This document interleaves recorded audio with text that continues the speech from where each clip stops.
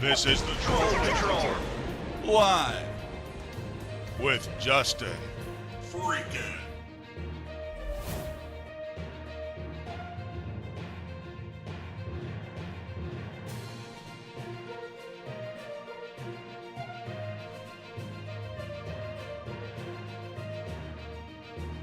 I didn't think to check the microphone. What's wrong with me? Good evening. Welcome to the Troll Patrol live. It's a freaking Wednesday. It's a freaking Republican second presidential primary debate. Trump, there ain't no Trump out yet. Trump is set to coincide with the GOP primary debate. We are an hour away. The GOP Republican presidential primary debate happens at 9 p.m. Eastern. That is 6 p.m. on the West Coast, which is where they're at. Coming to you from the Reagan Presidential Library.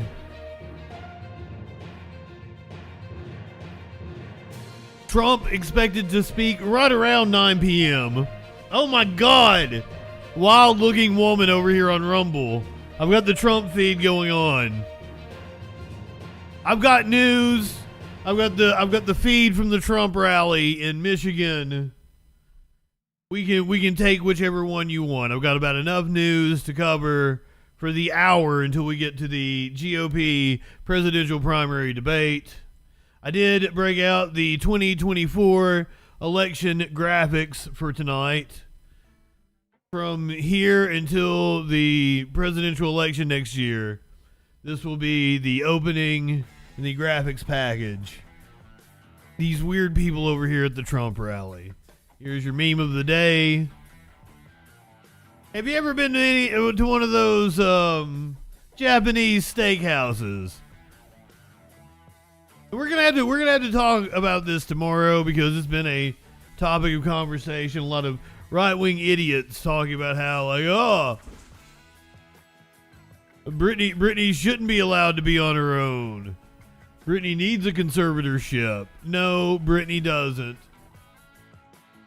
The people do a hell of a lot dumber shit than pose and dance around with knives. The Right Side Broadcasting says Trump expected to speak at 8 p.m. Eastern. That would be now. I wasn't expecting Trump at 8 p.m. 8 p.m. Eastern time. I was expecting Trump at 8 p.m. Central time, which is where he's at. He is in Michigan. And it is Central time, but if Trump is going to speak, we will take that live. Let me pull Rumble up over here. 2024.com. Wanted for president. 2024.com. Now, the last time we had these shirts, they sold out in about 3 hours after announcing this offer. The thing that doesn't make sense is it's Britney Spears, not Britney Daggers. What the hell?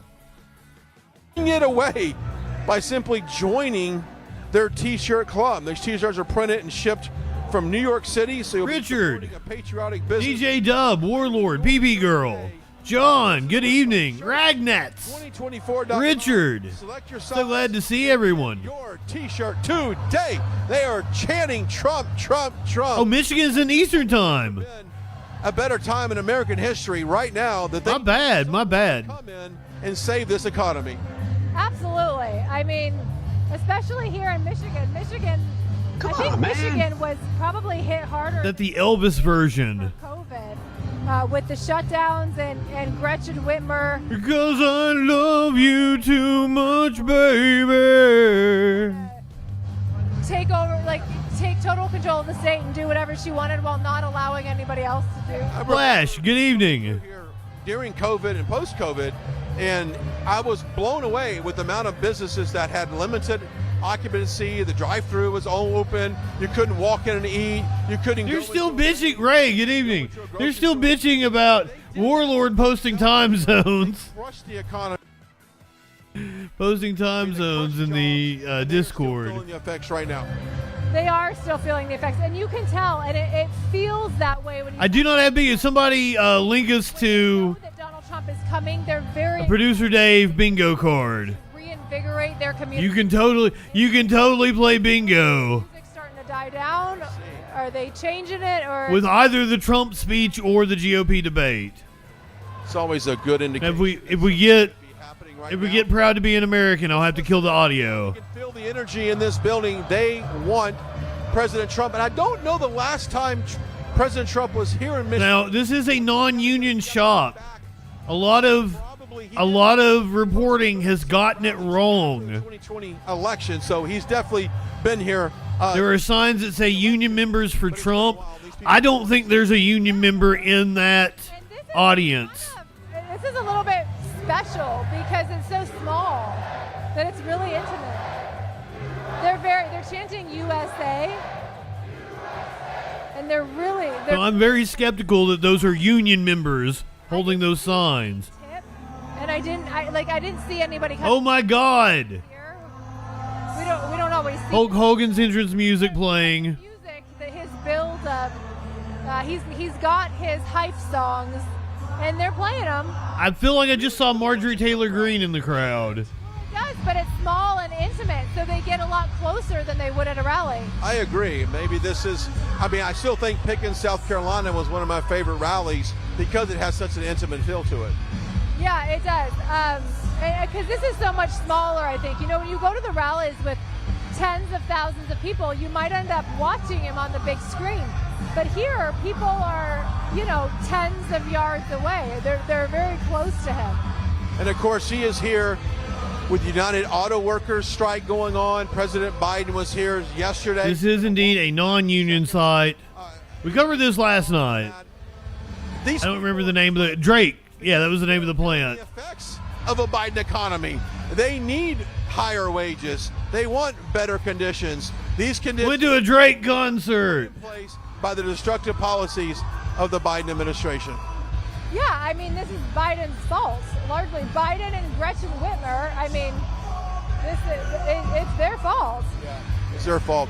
Anyway, they're here. Let Warlord in. Let Warlord in. Earlier, if you missed this broadcast, I encourage you to go back and listen in. As this is car country. These people are passionate about what they do, and that they are sick and tired of. You guys say the word. We can do news.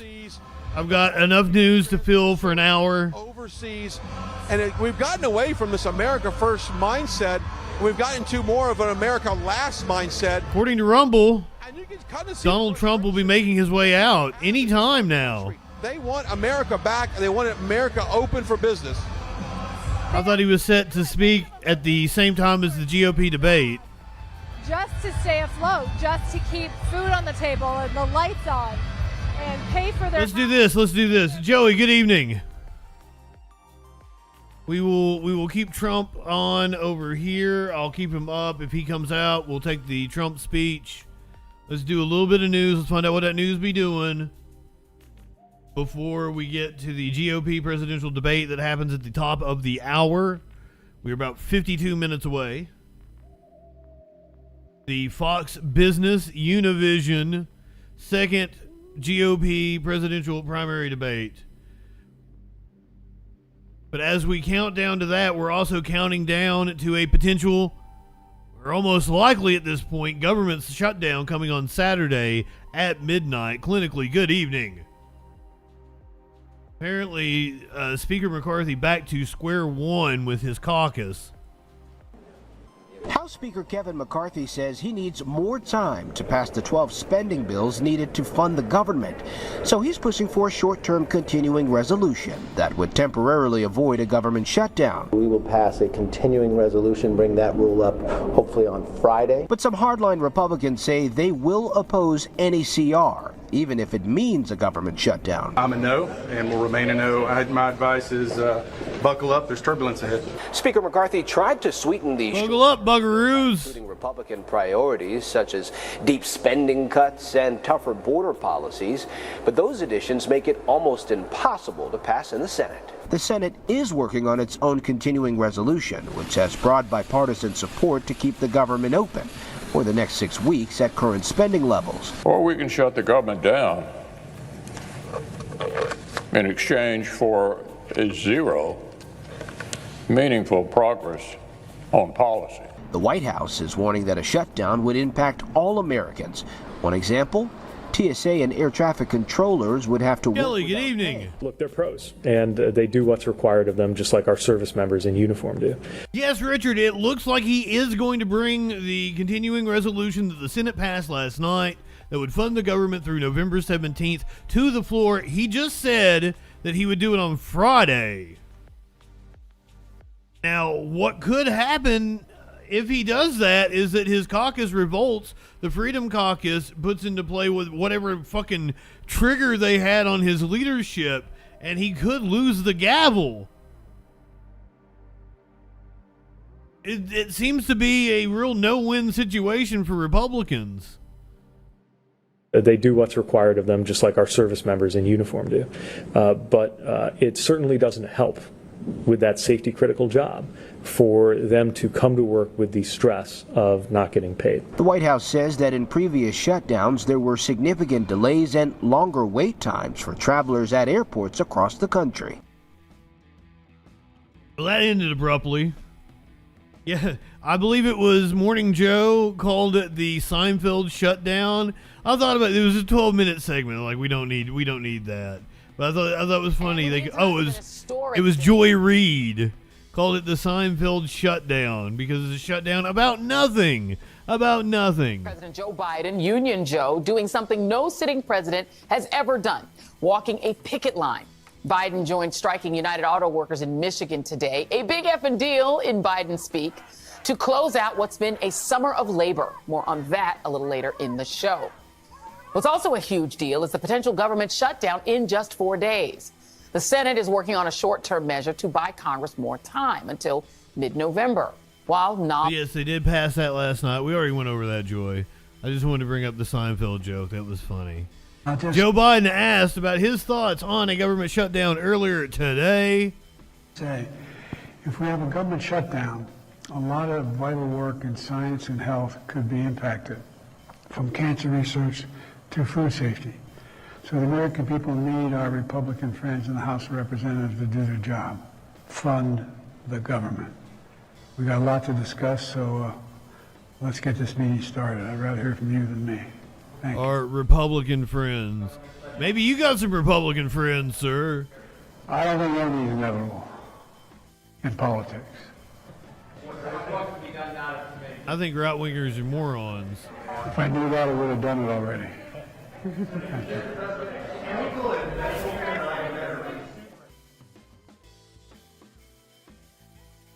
So I guess you don't want the Hunter Biden news of the day. You want to go to Donald J. Trump walking out on stage in Michigan right now.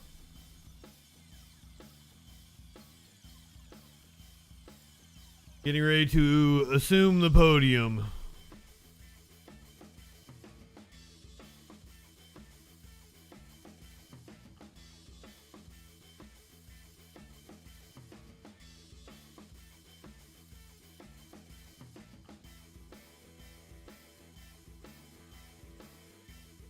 Oh, he's doing the point.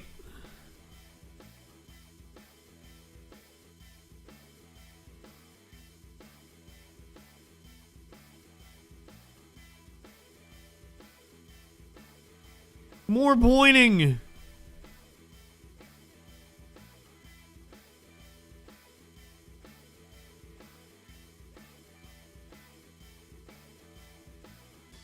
They're letting... God bless America. God bless the USA. I'm sorry. Play out. Getting to the last notes right now.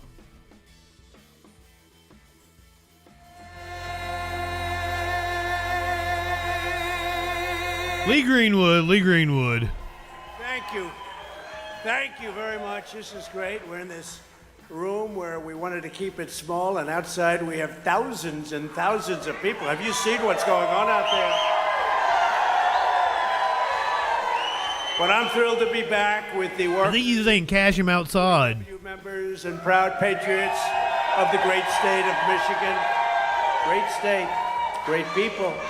I've been to Michigan, sir. Country tonight, there are countless thousands of... Don't piss on my leg and tell me it's raining. Word about the future and what the future holds for themselves and for their incredible families.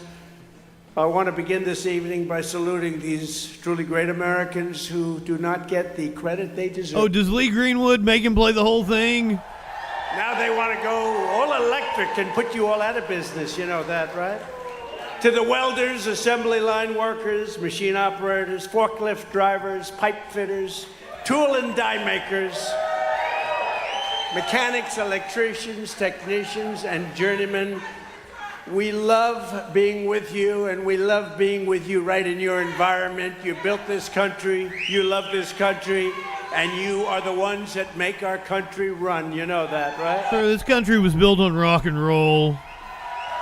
Before I stepped into the political... maybe that was the city. Years ago, I spent my whole life working alongside of Americans just like you. I'm not high enough for this shit. I don't know about you guys. Spent a lot of time with you and people just like you. Now, I put everything on the line to fight for you. I've risked it all to defend working class from the corrupt political class that has spent decades sucking the life, wealth, and blood out of this country. That's why I'm here tonight to lay out a vision for a revival of economic nationalism and our automobile manufacturing lifeblood, which they're sucking out of our country. I want a future that protects American labor, not foreign labor. A future that puts American dreams over foreign profits, and a future that raises American wages, that strengthens American industry, that builds... Well, I'd still bet money that rock and roll did more to build this country than Donald Trump. ...it all to build up foreign countries that hate us. And you know where they are? They're located all over the world, but they're mostly on the other side of the world. We don't want that. Under crooked Joe Biden, you have none of this. You have none of the things we want. Instead of economic nationalism, you have ultra-left-wing globalism. They hate our country. And the workers of America are getting... The woman in the background, they hate us. Screwed. You're getting screwed. Yesterday, Joe Biden came to Michigan to pose for photos at the... You live in sexual picket anarchy? line. That's on Right Side Broadcasting, not me. But it's his policies that send Michigan auto workers to the unemployment line. He only came after I announced that I would be here. You know, he announced... He only came after the union invited him. A few seconds. Did you notice he spoke for what, a few seconds? Yeah, to not upstage Sean And Fain. Absolutely no idea what he was saying. He didn't know where he was. He didn't know where he was. He didn't know what we were saying. I think he's lost his mojo. Oh, you're in Michigan. This is a completely different field than 2016. Michigan. They grow wheat in Michigan, he said. Don't they grow wheat? No, that's Iowa and other places. Biden's cruel and ridiculous. They grow wheat everywhere, sir. Think of this. He wants electric vehicle mandates that will spell the death of the U.S. auto industry. You know, it doesn't matter. I watch it. You're negotiating a contract. You're all on picket lines and everything. But it doesn't make a damn bit of difference what you get, because in 2 years, you're all going to be out of business. You're not getting anything. What they're doing to the auto industry in Michigan and throughout the country is absolutely horrible and ridiculous. Hundreds of thousands of American jobs, your jobs, will be gone forever because crooked Joe Biden is selling out. But I don't think it's him. I don't think he took your Jeep. Tones, good evening. He doesn't know. He doesn't know. It's not his fault. Let's not blame him. But he's surrounded with radical left Marxists and crazy people, fascists, bad people. He's selling you out to China. He's selling you out to the environmental extremists on the radical left. People have no idea how bad this is going to be also for the environment. You know, those batteries, when they get rid of them, and lots of bad things happen, and when they're digging it out of the ground to make those batteries, it's going to be very bad for the environment. You can be loyal to American labor, or you can be loyal to the environmental lunatics, but you can't really be loyal to both. It's one or the other, and they understand that. The Democrat Party has no idea what they're doing right now. They have no idea what to do. Crooked Joe is siding with the left-wing crazies who will destroy automobile manufacturing and will destroy our country itself. They're destroying our country. You look at that at the border. We had the safest border in history. Now you look at what's happening. It's just a horror show. I side with the auto workers of America and with those who want to make America great again, and I always will. Be sure to take your Spike support. Use code RSBN to save 15%. Get why Ford and GM, why these car makers aren't fighting to make cars that are going to sell, to make cars that are going to be able to. We are 40 minutes away from the GOP presidential primary debate. They're promoting windmills, which don't work, by the way, but they don't work. They want currently live with Donald Trump. It's like they're told in Michigan. They go against their industry. They're either stupid or they're gutless. But why do they concede so fast? This plant, we just walked through this plant, and the electric You think we're stupid? vehicles are going to put them out of business. They don't need any of this. The things that you make in Michigan, they don't need any of it. Why is it that these big, powerful car companies with guys that are making $35 million a year immediately quit? They say, you want electric vehicles? We'll give There was something about COVID on the screen, Richard. We'll see it pop up. And I'm not They're showing it like every 2 minutes. A lot about it. They don't go far enough, and they're too expensive. A vote for Crooked Joe means the future of the auto industry will be made in China. That's what it's going to be. That's where they're made. My pledge to every automaker is this: a vote for President Trump means the future of the automobile. A non-union plan, indeed. In America, where it should be. There are people with signs that say union workers for Trump, and I have my doubts.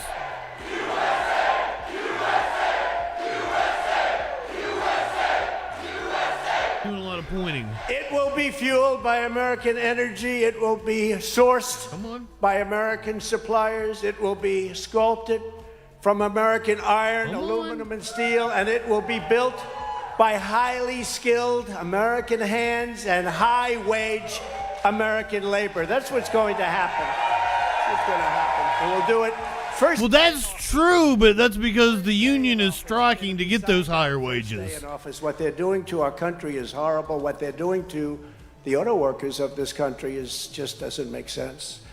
I saved American auto manufacturing. You know that in my first term, and I'll save it again. We did great. We did everything to keep those jobs going. We'll save it again in our second term. Unfortunately, that's what we had to do because things happened during the election that you know about. Happened right here in this state also. And we will make it big. Yeah, you tried to steal an election. Than ever before. That's what we're going to do. What happened in that state? You might get indicted in that state. But we talk, and we keep talking, but we don't want to talk too much. But before we do talk about the current UAW strike that we've been hearing about, and do tell. Mixed emotions because you're striking for wages, but you know your job's only going to be here for 2 years or 3 years if you're lucky. How will we rescue the auto manufacturing in the United States? Let's remember, you got to remember how we got here. For decades and decades, and I've been talking about this subject. We may get a worker co-op. I never thought of becoming a politician. How good was that?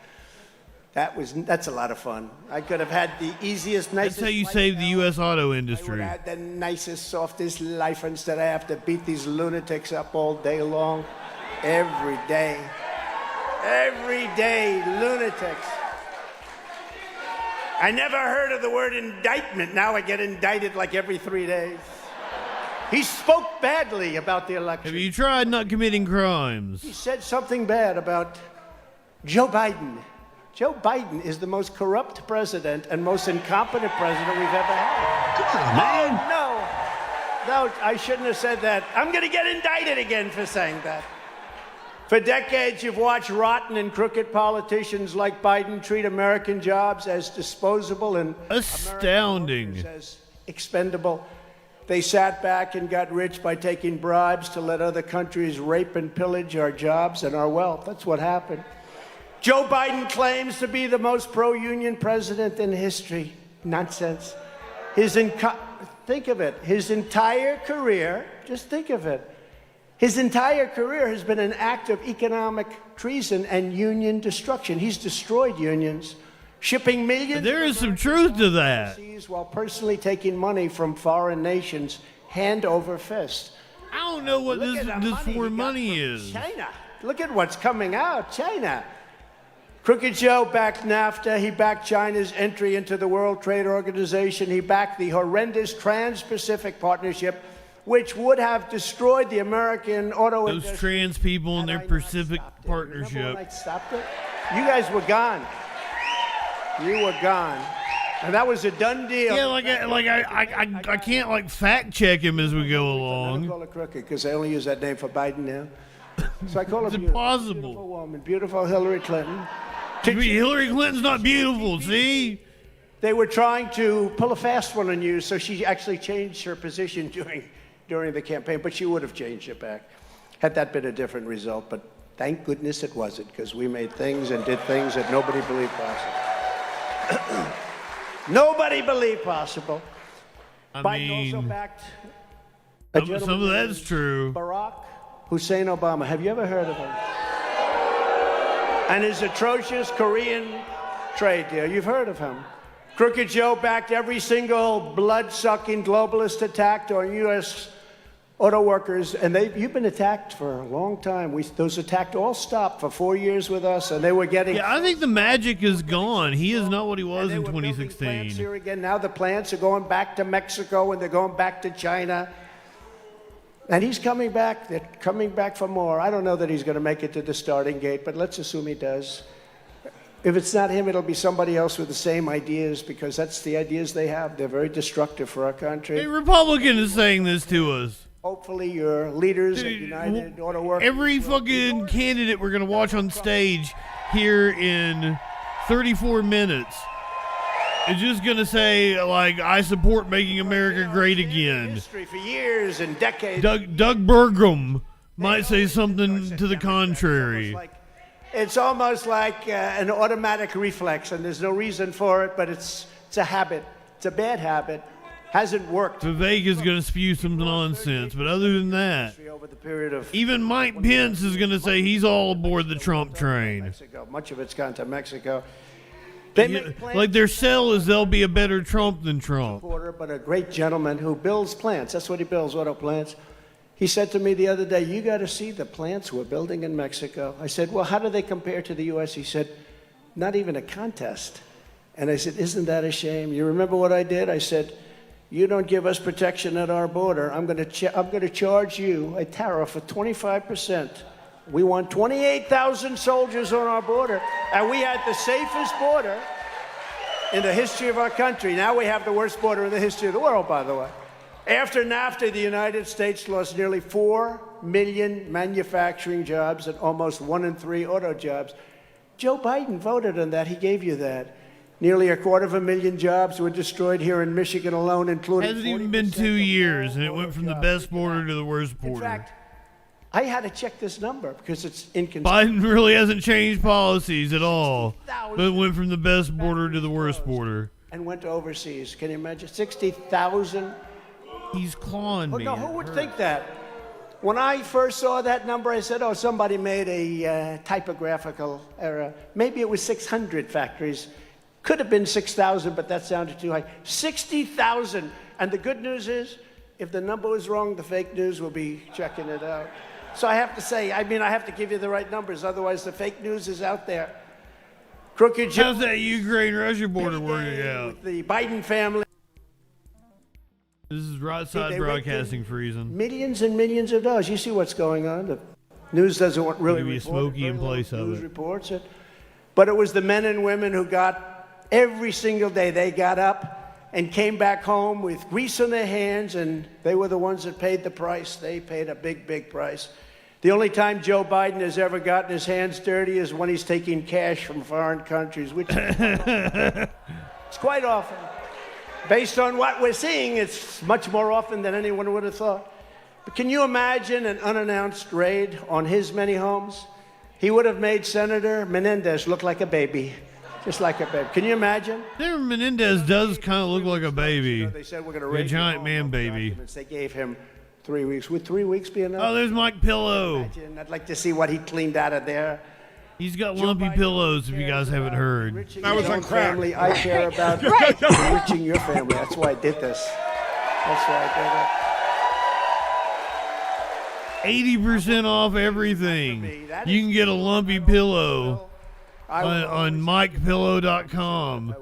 Use promo code RSBN. The auto industry was on its knees, gasping its last breaths after 8 long years of Obama and Biden. But he's up here doing some Scott Steiner math. You got to understand, I stood up to people that hate you. They hate you. Or they maybe hate our country. But I stood up for you. Pretty sure you hate me, sir. And stood up for the great state of Michigan like nobody's ever stood up before. I know I hate Mike Pillow. Just as I promised, I withdrew from the Trans-Pacific Partnership my very first week. Do you remember 2016 when we won Michigan? Trans people always causing trouble with their Pacific partnerships. We did much better in 2020. I mean, I hate to tell you, we did much better. I'm gonna drive that joke into the ground. Right Side Broadcasting News, including in Michigan. I ended Obama's war on American energy. It's a mouthful. On American energy, gasoline prices plummeted and soon reached $1.87 a gallon. How does that sound? Now, you know, it's over $5 and $6 and even $7 a gallon in some places, and it's going up higher and higher and higher. And I think they want that. That way you go all electric, so you can drive for 15 minutes before you have to get a charge. The economy boomed. The household incomes rose by more than $6,000 a year, which was a record. $6,000 a year during my term. A year. I ended the disaster known as... We're less than 30 minutes away from the second GOP USMCA, Mexico, Canada. Presidential primary debate from the Reagan Library. Country's history. I think the deal we made with China is even better, but unfortunately with COVID, I don't even talk about that one.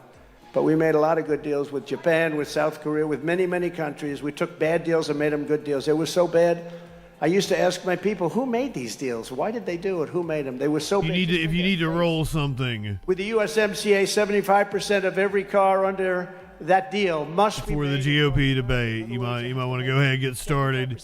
Get your accoutrements ready. And a massive portion must be made by high-wage labor, which means American labor, your high wage. Back in 2008, Biden and Obama promised you that they'd renegotiate NAFTA, but in 8 years, they never lifted a finger. They never changed a thing. You know, NAFTA was so bad that when it was negotiated a long time ago, decades ago, they made typographical errors, like in numbers. There's a lot of fear-mongering about electric vehicles. I'm agnostic. I don't have a vehicle, period, at the moment. And we lived with it for decades, with these errors. I think all vehicles are kind of a scam. Deals too. When you go back the following day, say they made a mistake. We're renegotiating this deal. I don't care if it's signed or not. And people sort of have to do that legally. They have to do that. If there's an error, if there's a typography, they made typographical errors. They made errors. Maybe they weren't so typographical. Probably the other side made them imperfect. Actually, you know, they probably made them. But they made these errors and they never corrected them for years. What is he even talking about now? How I did it? By terminating the whole damn deal.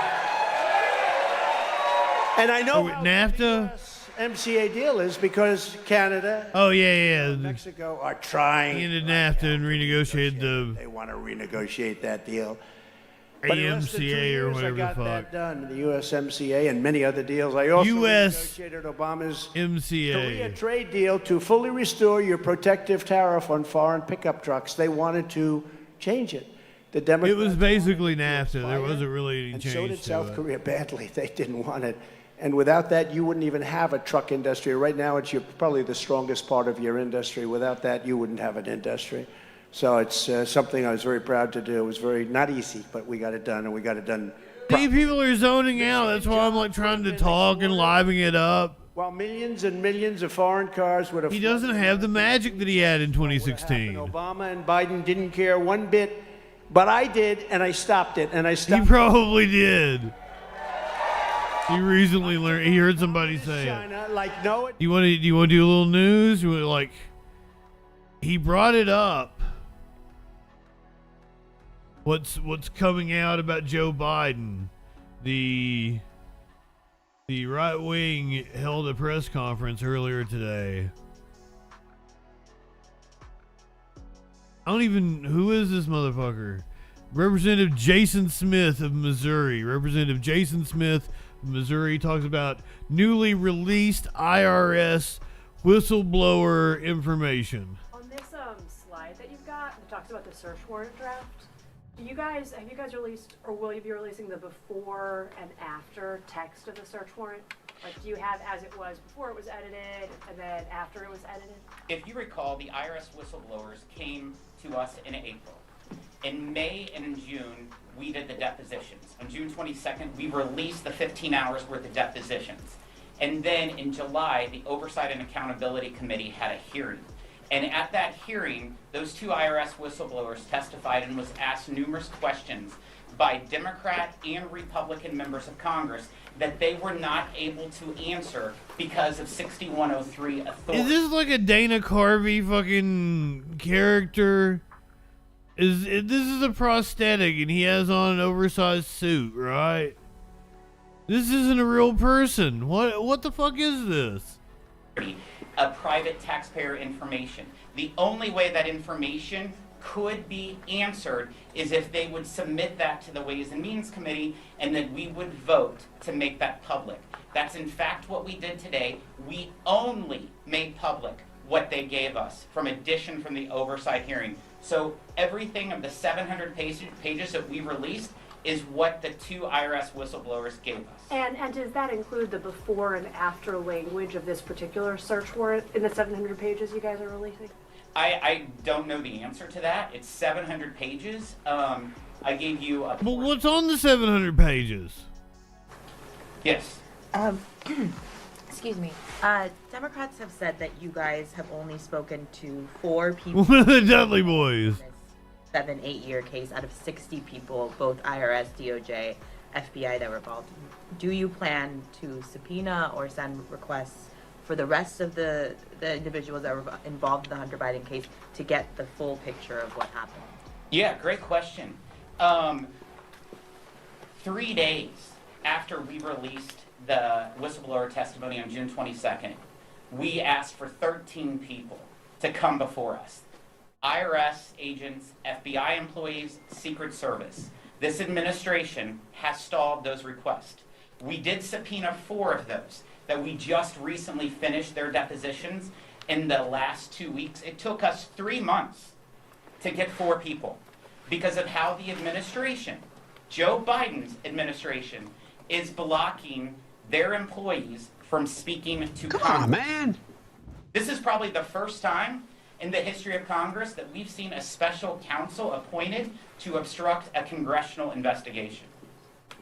And that's in fact what we're seeing. He's talking about whistleblower testimony. Back to the timeline of August 2020, will you be asking Bill Barr or anyone from the Trump Justice Department to come in and talk about their time on this case? We have a long list of people that we are trying to come in to answer questions. We're following the facts, and we're going to see where the facts... It still sounds like you ain't got fucking nothing. So, to both your questions on the timeline, I think it's important to remember the U.S. attorney at the time, David Weiss, was put forward by the two Democrat senators from Delaware.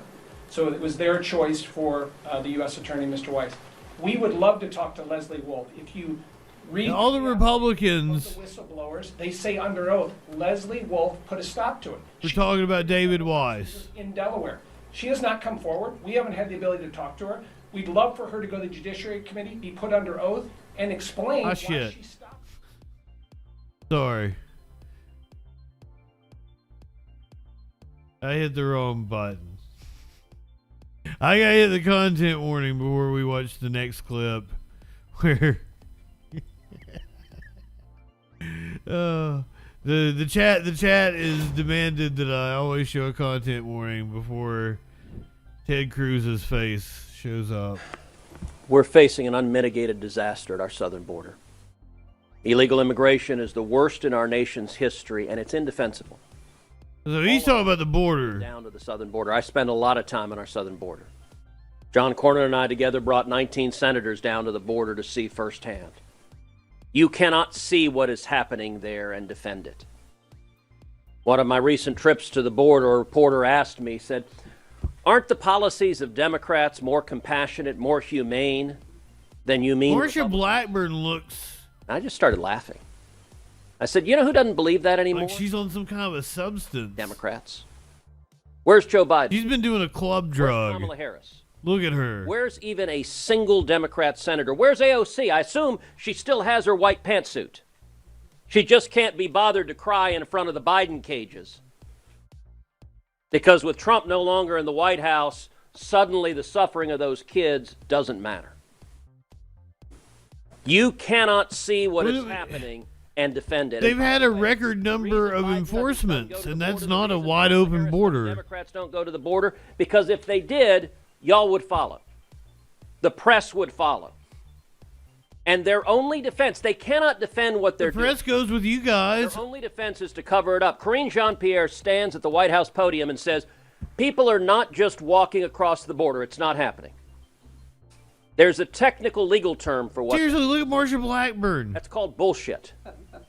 It is an utter and complete lie. It is a deliberate lie. It is a known lie.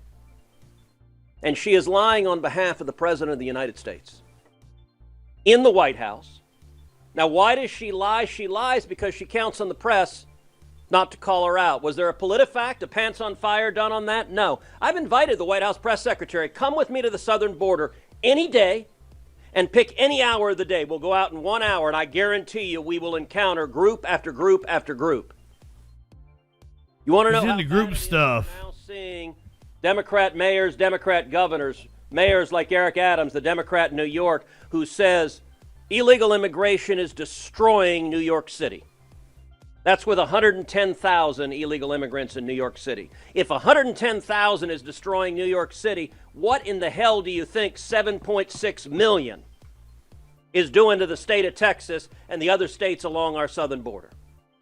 Now, these Democrats who are politically, saying this, they can't quite muster up the strength to put the blame where it lies, which is at the feet of Democrats. I know. I'd invite Marsha Blackburn if she was on some Molly or something. Quote, that madman. You got that look in her eye. By which he means Greg Abbott. I have to admit, I was kind of offended he wasn't referring to me. But he blames Greg Abbott for putting 2,000 illegal immigrants on look at her. To New York City. The person who New York City. His name is Joseph Robinette Biden Jr.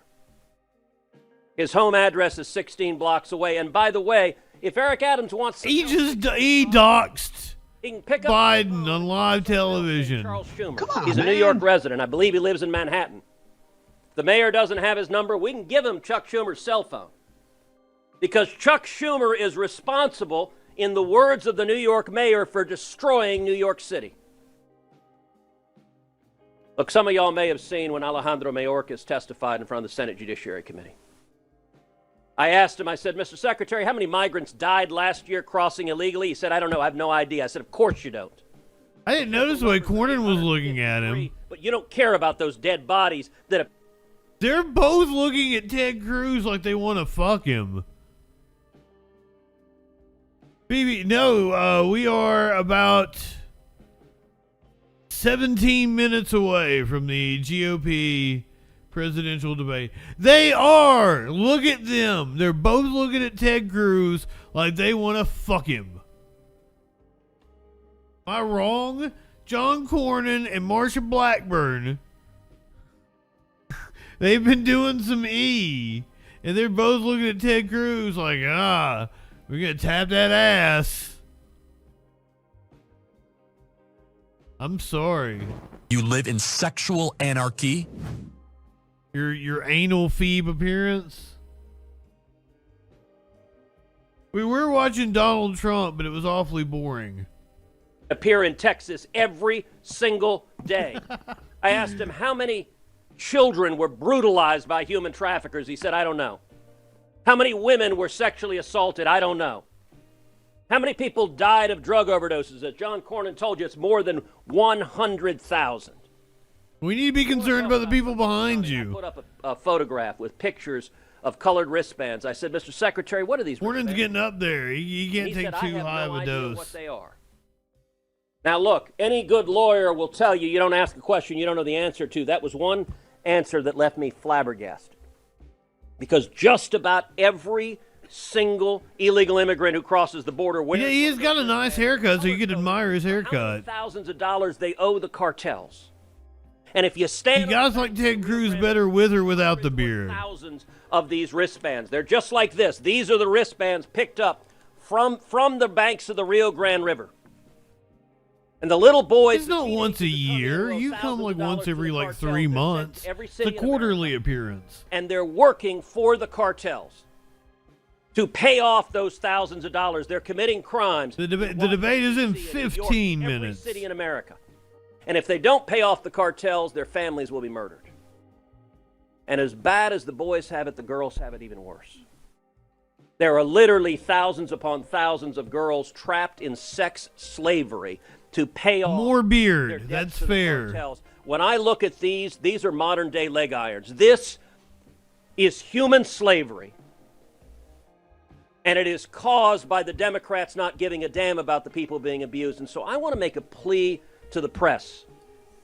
The reason the Democrats can do this, can look the other way. I want to take a pee is because in Dan Crenshaw's eye. corporate media will not report on it. They'll never have to answer questions about it. They'll never be confronted with the dead bodies, with the people being brutalized by these policies. So I want to make a plea to you. If you're not writing on it, if you're not running stories on it, if you're not telling what's happening, you are complicit in modern day slavery. This is indefensible. It's evil. What an asshole. Man, I'm sorry I made you watch that. It was more fun than Donald Trump though, right? You wanna For every one of the Detroit Big Three, so I won't tell them I've said bad things about them in your place, okay? I just want them to fight for what's right. It's common sense. But tonight I was honored to meet Benny's son Lee and Lee's children Nate and Heather. Thank you very much. This is live from Clinton Township, Michigan. Nate and Heather say their vision for this company is to prove that the American dream is still alive for their employees like it was just for their granddad, who was so wonderful. So Lee, Nate, and Heather, we're going 13 minutes away from the GOP okay? presidential primary debate. And I want to congratulate you on Number 2. of American Auto Parts. Proudly Electric made Boogaloo. Michigan. We love Michigan. Great feeling for Michigan. Bad things are happening in Michigan. Your crime rate's through the roof. You got a lot of businesses moving out now. It's unbelievable. Not even believable. Now? Today, nearly 100% of Drake's business is producing components that go into vehicles with internal combustion engines, the very product that Joe Biden and the radical left Democrats and fascists, and Marxists, now they want to make them for illegal. Those aren't comparable, sir. And yes, it's true. Today's radical Democrat Party wants to legalize drugs, shoplifting, and sexual mutilation of your children, but they want to allow your gas-powered Suburban, Silverados, and Ford F-150s to die. They can die. Under a Trump administration... Buddy, my best friend has an F-150, and let me tell you, it has certainly died. And sex changes for children what? Be banned. Is that okay? I think we have business, my business. Can you believe it? Mutilization. You know, if you said 10 years ago, 15 years ago, we will stop the transphobia up in here. Say, what the hell is he talking about? Today, you have to say it because that's what they're doing. Mutilization of children without parent consent. The whole thing is insane. The country has gone insane. You know, a lot of it, they say, you're very conservative. I say, no, I'm a person of common sense. It's not conservative. No one has ever associated you with any kind of sense. We want to have good voting. We want to have same-day voting with all paper ballots. And we want to have a thing called voter ID. Why do the Democrats not want voter ID? Because they want to cheat.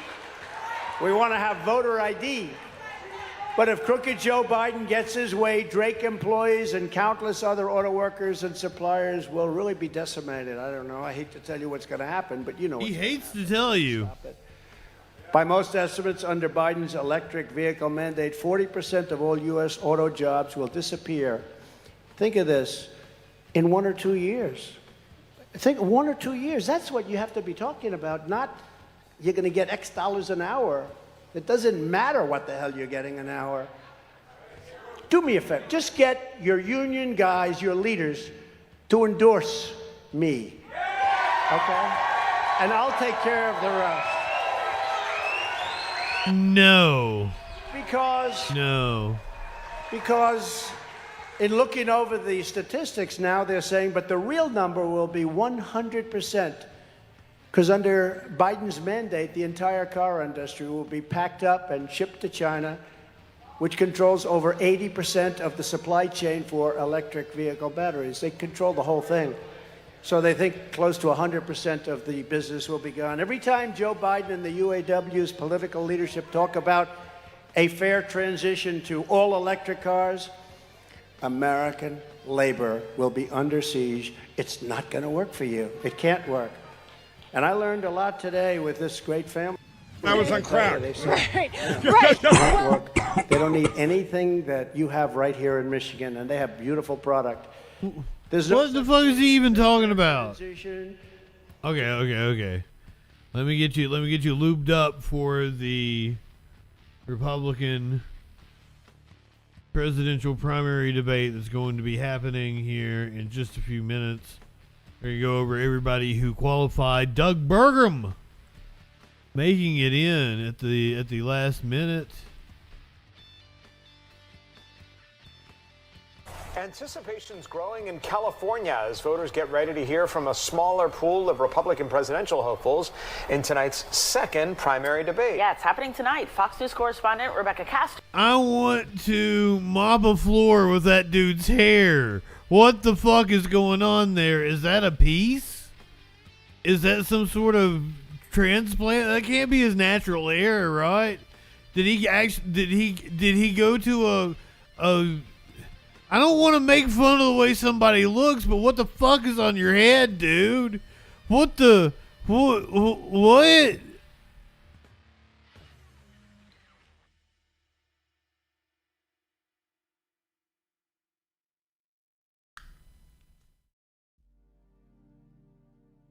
Not really bald anymore. I got hair growing back.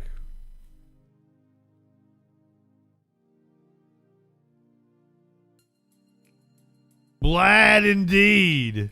Is in Simi Valley at the Reagan Presidential Library. Rebecca, who's going to be on stage tonight this time?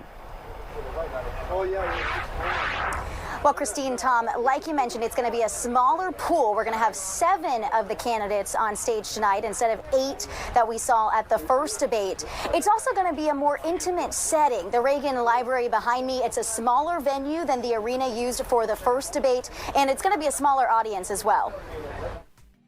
I would say economy is my biggest thing.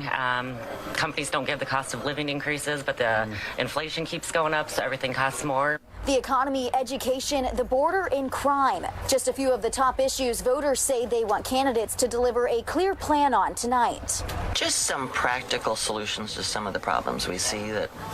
Ma'am, this is a Republican debate. Working to court voters at Ronald Reagan's practical solutions in Simi Valley. Florida Governor Ron DeSantis will be center stage. It's a key position as he continues to lag behind frontrunner former President Trump in national polling. I think he needs to set himself apart from Donald Trump, and I'm really looking for him to talk about the economy, education, and border security. As for Trump, he will once again be skipping the debate. Instead, he'll be courting striking blue-collar voters in Michigan. Also, not striking voters. Asa Hutchinson, who didn't He's talking to non-union voters that are not striking. Words against Trump while campaigning in Detroit. A New York judge found Donald Trump was guilty of persistent and repeated fraud. Today, I don't know how Burgum made it in. On President Trump, he was on the chopping block persistent just days ago. On the American workers. We can do better. Hutchinson also says if he doesn't hit 4% in polling by Thanksgiving, he may consider dropping out of the race. Tom, Christine? Rebecca, polling from that last debate showed that voters thought political outsider Vivek Ramaswamy had the best performance. Is he going to be a target tonight, or are the candidates going to be focusing on the elephant not in the room, which is Donald Trump? Get it?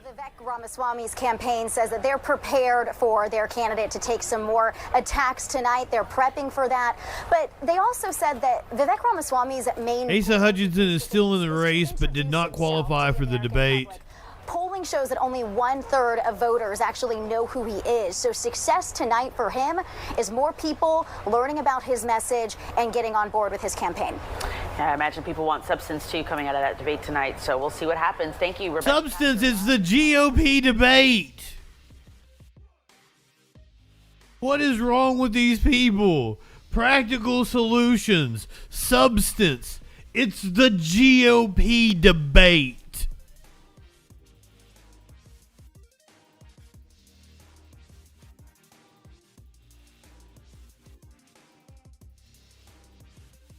The fuck are these people talking about? The GOP. They said, what do they want? And they were calling, they said, sir, we're going to take another 300 million, that's 700 million off, and I haven't done anything. Probably worked for about 2.5 minutes, and I got 700. And I just said no. This man is leading the race. Later they called me up. Sir, we'll do it for 3,999,999,999.99 right? And I said, you have yourself a deal. So I saved $1.7 billion on that plane. I was very proud. Does anybody give me credit for that? No. Does the fake news call me and say, what a wonderful thing you did? No. That's okay. That's okay. But your leadership should endorse me and not say a bad thing about them again, and they will have done their job. They will have done a proper job. In fact, if they endorse me, they will have the easiest labor leadership job anywhere in the country. They just have to sit back and watch as our auto industry reignites and booms. That's what's good. They don't even have... Right? I mean, how can they go with this guy? Can't find his way off a stage. I'm looking at these, I always sort of look at stages now. I get a little, because I say, because you can't find your way off a stage. While I'll be in the middle of the speech, I'll look, stairs there. God damn it. And I say, how the hell does it work that you can't find your way off a stage? How does that work? But he can't. Joe Biden is surrendering our auto industry to China, just like he surrendered our borders to the cartels and he surrendered Afghanistan in the most embarrassing weekday 2 minutes away in the history of our country. He surrendered to the Taliban, took the military out first. You don't take the military, you take the military Wave the white flag to him. So tell your UAW leadership, no problems with them. But they have to endorse Trump, because if they don't, all they're doing is committing suicide. And honestly, that sounded like a mobster threat. They're committing suicide on the back of your jobs, and you can't let that happen. The Democrats, as they... We don't have a problem with you. Surrender over your future. As long as you do what we ask you to and endorse Trump. If you could speak to Because if you don't, you're going to be committing suicide. Sean, endorse Trump, and you can take a nice 2-month vacation, come back, and you guys are going to be better than you ever were. You don't even have to work. To be perfectly clear, Sean Fain does not like Donald Trump. And in a short period of time, you're not going to have a union, you're not going to have jobs, you're not going to have anything. You have the strongest you've ever had. You're going to do great. You're going to do great. And it's so easy. It's common sense. Again, it's common sense. But unlike them, I will never surrender. I'll never surrender for you. And the He's never going to give you up. Never gonna let you down. But you need leadership. You know, it's nice to say you never surrender, but you need direction and you need... If this whole thing had just been for him to do a Rickroll, that would have been infinitely more entertaining. First, Europe first, Asia first, illegal aliens first, environmental lunatics first. Puts everyone else first. But he puts America last. He puts our workers last. He puts the UAW last. He puts our industries last. He puts your families last. He was actually on the line with the UAW yesterday, sir. You're full of shit. Speaking of full of shit, it's time. It's time for the second Republican presidential debate. To one of the most beloved leaders in our nation's history. Oh my God. The great communicator. I should have hit a content warning for this. Chief. He railed against big government. The 9 most terrifying words in the English language are, I'm from the government and I'm here to help. So much of what is wrong with our society today can be traced back to Ronald Reagan. 40 years after Reagan's landslide re-election, the Republican Party faces critical questions. What does it mean to be a conservative? We fight for the truth. We are not going to worry about what the left and the media say about us. What is the key to a thriving economy? It's innovation, not regulation. America could do for anyone. I will tell you right now that I am not high enough for this shit. America's role in the world. We need to build a military fitted to the widening challenges in an ever more dangerous world. Sometimes you avoid war by showing you're tough. And the country faces even more challenges. Would Reagan even recognize the country? I would suggest everyone get high. The nomination converge in California to chart a new path for the grand old party. Oh my God, I hate all of these people. Here we go.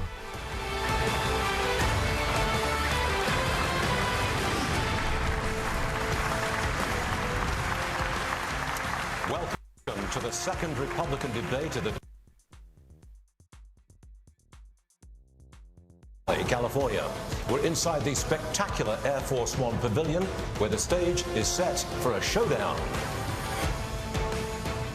I'm Stuart Varney of Fox Business, and I am thrilled to be Oh my God. co-moderators Fox News Channel Dana Perino and Ilya Calderon, Univision. Good evening. Thank you. Thank you, Stuart. Off to a great start. Describe America as a shining city on a hill. And tonight, 7 candidates will make the case they should be the one to lead that city into a brighter tomorrow. But first, they have to convince you, the voter.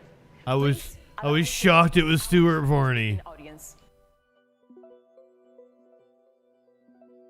Having some trouble here on Rumble. Desde la biblioteca presidencial Ronald Reagan, los precandidatos republicanos también buscan su. Let me translate. She said, "Fuck Ronald Reagan." And good evening. And then she said, "Find out what that news be doing." Candidates who have qualified and chosen to be on this stage tonight. They are positioned by the order they rank in the polls, with the highest polling candidate in the middle. Standing center stage, Florida Governor Ron DeSantis. Flanking the governor, entrepreneur Vivek Ramaswamy, and former South Carolina Governor Nikki Haley. Next is South Carolina Senator Tim Scott. There's a haze around Tim Scott. It's the heavenly Tim Scott. On the wing tonight, former Vice President Mike Pence. And North Dakota Governor Doug Burgum. Burgum. We have questions on a wide variety of. Yet today our nation is drowning in division and incivility. Voters say they dread the 2024 election and find politics exhausting. Dread. The country is on the wrong track. And 3 in 4 say the economy is not in good shape. Prices are up 18% since 2020. More than half of the US population has little access to childcare. 85% of Americans say their personal finances are a... I think he is originally from Britain, but he's been here for fucking forever. You can follow me. I've got you. Don't worry. President Biden is trying to do that with Bidenomics. And yesterday, he joined the picket lines where auto workers are demanding more wages and job security. Senator Scott, you recently reacted by praising Ronald Reagan for firing air traffic controllers in the 1980s, saying, "You fuck him. Fuck Tim Scott." Thousands of striking auto workers today, Senator. Obviously, the President of the United States cannot fire anybody in the private sector. However, we should look back at the first bill in Congress under Joe Biden. The first bill had $86 billion for the union pensions because they continue to overpromise yet underdeliver. One of the challenges that we have in the current negotiations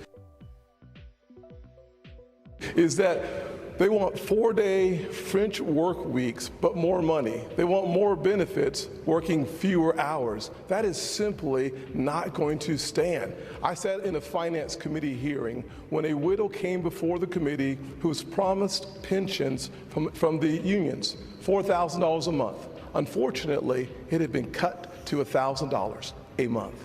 We must make sure that we honor the commitments that we make, and one of the ways that we do that, do not overpromise and then underdeliver and leave the taxpayers on the hook. I'll say this, Joe Biden should not be on the picket line. He should be on the southern border working to close our southern border because it is unsafe, wide open, and insecure, leading to the deaths of 70,000 Americans in the last 12 months because of fentanyl. It is devastating. Every county in America is now a border county because fentanyl has devastated Americans in every single state. I will also say, oh yeah, well, we built this county on rock and roll. Since Joe Biden has taken office and he eliminated Title 42. He did. One thing he should do is finish the wall, reinstate Title 42, and get the job done.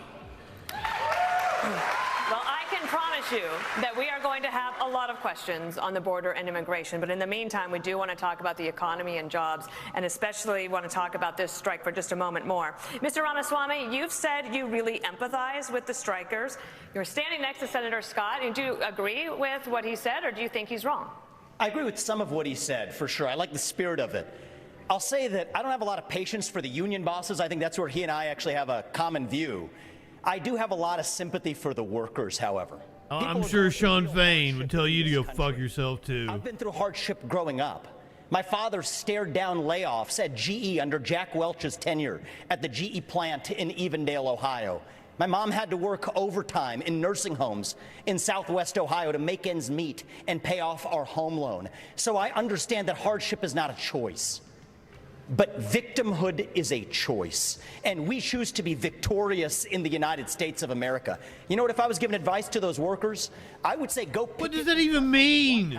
In Washington, D.C. That's really where the protest needs to be. Disastrous economic policies that have driven up prices, that have driven up interest rates and mortgage rates, at the same time wages remaining stagnant. What we need is to deliver economic growth in this country, unlock American energy, drill, frack, burn coal, embrace nuclear energy, put people back to work by no longer paying them more money to stay at home, stabilize the U.S. dollar itself. It doesn't happen. A majority of those unconstitutional federal regulations that are hampering our economy.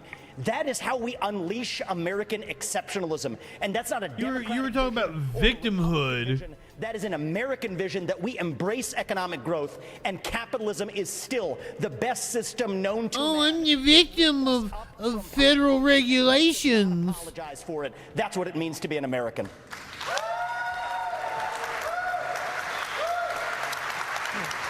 Together, who the fuck is doing that? make 300. You're easily impressed. The number of rank and file. I didn't see any mouths moving either. Part of a wider income inequality trend in the country. The richest 1% now controls 1/5 of all income. Vice President Pence, last week. It's wild that you're hearing that kind of fact on Fox Business. But you also support how these companies operate. Which is it? Well, thank you for the question. I want to thank Univision and Fox Business for assembling such a wonderful forum. Look, I do something Tim Scott just said. Joe Biden doesn't belong on a picket line. He belongs on the unemployment line. I mean, look, I'm from the second leading manufacturing state in the country per capita. I was governor of the state of Indiana. We brought 12,000 factories. Why was Tim Scott looking at him like he was a chicken wing? Manufacturing. And I got to tell you, while the union bosses are talking about class warfare and talking about disparity in wages, I have to tell you, I really believe what's driving that is Bidenomics has failed. Wages are not keeping up with inflation. Auto workers and all American workers are feeling it, and families are struggling in this economy. And Joe Biden's Green New Deal agenda is good for Beijing and bad for Detroit. We ought to repeal the Green New Deal, get rid of the mandates and subsidies that are driving American gasoline automotive manufacturing into the graveyard. And beyond that also, as President of the United States, I'll be standing with workers all across America, and I'll be standing for the right to work of every American to join a union or not join a union as they decide. Fuck that piece of shit. You care to respond? There's no doubt that Joe Biden needs to be fired. That's why I'm running for president. I look forward to being the next president of the United States. I will also say, I know America can do for